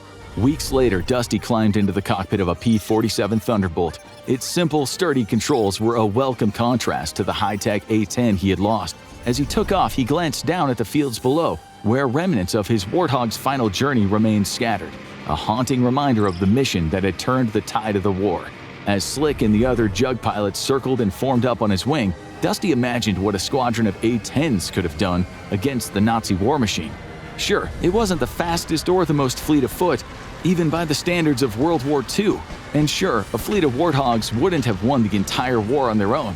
With time to operate over a target-rich battlefield, their ground attack prowess and relentless firepower could have given the Allies a faster, less bloody path to victory. Thunder clapped on a dark, stormy night over the heart of Nazi Germany in late April 1945. Luftwaffe radar operators scanned the skies, watching for signs of Allied bombing raids. The hum of propellers filled the air as the few remaining squadrons prepared to defend the Reich for potentially the last time. Their world was literally crumbling from within and without. The youngest ones cursed Hitler for dragging them and their families into interminable ruin. Glancing skyward between ruminations, one searchlight operator strained his eyes in disbelief. "Was ist das?" he exclaimed, pointing at an anomaly through a gap in the clouds. The man next to him looked up, struggling to track the fast-moving, wedge-like object that seemed to materialize out of the darkness. It was unlike anything they'd ever seen, because it wasn't anything they'd ever seen. This wasn't a Lancaster or a B-17. This was a B-2 Spirit, one of the deadliest stealth bombers ever invented, somehow flying a mission over Germany in 1945. Could this solitary stealth Reaper single-handedly sound the death knell of the Third Reich? Find out in today's episode of The Infographics Show. What if a single B-2 bomber time-traveled to Germany during World War II? Captain Marcus Taylor wiped the sweat from his brow as he adjusted his headset. He was a pilot of Nightshade, one of only 19 B-2 Spirits in existence. He was flying a routine training exercise over the barren Nevada desert with his co-pilot, Major Sarah Jenkins. Suddenly, the world around them twisted and darkened. The imposing skyline pulsed and glimmered as a dense static flooded their communication channels. A blinding flash engulfed the B-2. When the light faded, Taylor found himself staring at the landscape below in disbelief. "Where are we?" he asked Jenkins, a tinge of fear in his voice. Jenkins nodded, equally stymied. "No idea," she said. Nevada's dry flats were gone, replaced by a verdant green landscape draped in a beautiful sunset. In the distance, Taylor could see dark, imposing forests carved up with beautiful blue rivers. Occasionally, he could see what looked like a bombed-out city. It was different from the test ranges he'd seen in the US or the targets he'd seen during his tour in the Middle East. Eerily different. Glancing into his heads-up display, he noticed the onboard GPS flickering and freezing, as if the unanticipated leap through the space-time continuum had fried its components. The lack of the GPS system didn't matter for Nightshade. Embedded under a circular glass window was a series of accelerometers and gyroscopes used to calculate the B-2's speed, direction, and time. Known as an Astro-Inertial Navigation System, or ANS, Taylor knew the modified astronavigation computer was busy comparing the B-2's flight data with the sighting angles of the stars in the sky. In seconds, it spit out Nightshade's exact location, a modified celestial tracking system that would have made Magellan proud. "You're not going to believe this," Taylor said. "It's saying we're due east over France, about to cross over into Germany." Captain Taylor banked and glanced out onto the horizon, draped by the last golden rays of the setting sun. Even from far away, he could make out the unmistakable silhouettes of a series of tightly packed formations of B-17 bombers. They moved in steady waves, their contrails streaking the heavens like threads woven across the horizon. He rubbed his eyes again. "Wait, is this 1945? uttered Jenkins. Taylor told Jenkins to strap in. "We're going with them." They were in far safer hands, cocooned in the advanced cockpit of their B-2 Spirit, than their compatriots in their B-17s. In 1945, no radar on Earth could even dream of detecting Nightshade. The B-2 bomber's unique shape and advanced radar-absorbing materials coating the fuselage made it nearly invisible in the modern day, and even more so in 1945. The aircraft's ability to minimize its own electronic emissions was world-renowned. It had the radar cross-section, or RCS, of a bumblebee, even on the most modern and sophisticated radar screens. Designed for modern warfare, its unique flying wing design and stealth capabilities made it the pinnacle of technological innovation. It was the type of Wunderwaffe Hitler's sycophantic engineers could only dream of. The bomber was armed with a payload of Joint Direct Attack Munitions, or JDAMs. These GPS-guided bombs were capable of hitting their targets with precision from miles away. These JDAMs also utilized inertial navigation systems, allowing onboard gyroscopes and accelerometers to guide the munition on a pre-programmed flight path to its target. The radio burst to life. The crew listened in, realizing that they were hearing real-time Luftwaffe communications. Somewhere down below, German air defenses were preparing for an attack. But it wasn't from them. It was for the B-17s making their nightly raids. Unwilling to hang behind and wait for the B-17s to drop thousands of bombs hoping one might hit their target, Taylor made a decision. They were going to Berlin. They could end the war once and for all. The stealth bomber glided silently through the twilight over France, moonlight glinting off its sleek bat-like fuselage. Beside him, Jenkins input coordinates, her brow furrowed in concentration. Nearing the German border, sprawling formations of B-17 bombers ranged out beneath them. Within minutes, these joined with even more coming across the channel, their silver bodies glimmering in the moonlight. The roar of their engines, barely audible from inside the B-2 above, nevertheless offered an ominous symphony to those below. Nightshade, however, was like a ghost among them, its exhaust ports on the top of the plane emitting minimal exhaust. The efficient design enabled its F-118 GE-100 engines to run at lower power settings. It was a silent specter skimming across the skies, just under the sound barrier. Taylor already had a target in mind, one that would strike at the heart of the Nazi Party: Hitler's underground bunker. He directed Jenkins to input the coordinates into Nightshade's 30,000-pound GBU-57 Massive Ordnance Penetrator, or MOP. It was the largest bunker buster in the Pentagon's inventory. Fortunately for the Allies, the B-2 Spirit was the only warplane on Earth capable of carrying not one, but two of these 6-meter-long Earth-penetrating munitions. It was more than enough firepower. Each one of these chonkers could penetrate up to 200 feet of Earth. It was expressly designed to destroy nuclear test facilities located well underground. Hitler's bunker was conveniently located about 55 feet beneath the garden of the Reich Chancellery building, its roof made of concrete just 10 feet thick. As they crossed over into Germany, a warning alarm whined in the cockpit. "Visual on searchlights," Jenkins exclaimed, pointing at the radar screen. "Looks like they're vectoring in fighters." They could both see squadrons of Bf-109s and FW-190s taking off from airfields well below and surging into the sky to intercept the B-17s. Nightshade was well safe from them. There was one aircraft that posed a sinister threat: the Messerschmitt Me-163 Comet. It was a rocket-powered interceptor drummed up by Hitler's scientists to try to drive a stake into the overwhelming net of Allied air superiority. Like the B-2, there were only a handful of them in existence, the bulk having been destroyed on the ground and in the air. The Me-163's tactic was to launch itself almost vertically to heights above 30,000 feet, before diving down through formations of vulnerable bombers. Neither Taylor nor Jenkins, however, could remember if it could overtake Nightshade in speed. On this night, it wouldn't matter. The Nightshade's matte black coating made it virtually impossible to see in the dark. In a few minutes, the danger was past. Nightshade descended to 10,000 feet. With the target coordinates locked in, the bunker's location flashed on their screens. They were minutes away from releasing their 2 JDAMs and executing one of the most consequential strikes in history. Even without GPS data available, Nightshade's crew was sure they could hit the intended target within 30 meters or less. With bombs this big, the variance didn't matter all that much. Berlin soon came into view. Eviscerated church towers, neighborhoods, and bomb-swept streets flashed by below. Taylor steadied his hands on the controls, preparing to release the munition in an off-axis dive. With surgical precision, his partner engaged the release system. The JDAM detached, its guidance system activating mid-air. It was an untraceable bolt from the blue, descending silently toward the unsuspecting Führer bunker. As the JDAM plummeted toward its target, they watched the bomb's descent on their HUD. Impact in 3, 2, 1, Jenkins counted.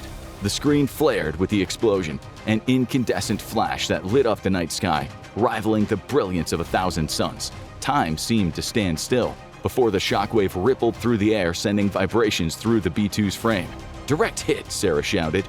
Taylor took a brief second to wonder whether Hitler had been inside, before tilting his yoke left back toward the United States. Glancing at his fuel gauge, he saw that their B-2 still had more than 5,000 miles in the tank, more than enough to make it home. As they crossed back over the channel into friendly territory, they decided to conduct a brazen flyby next to a couple of limping B-17 bombers, fresh off another run over Germany. The door gunners could not believe their eyes as the bat-winged B-2 darted past into the ether.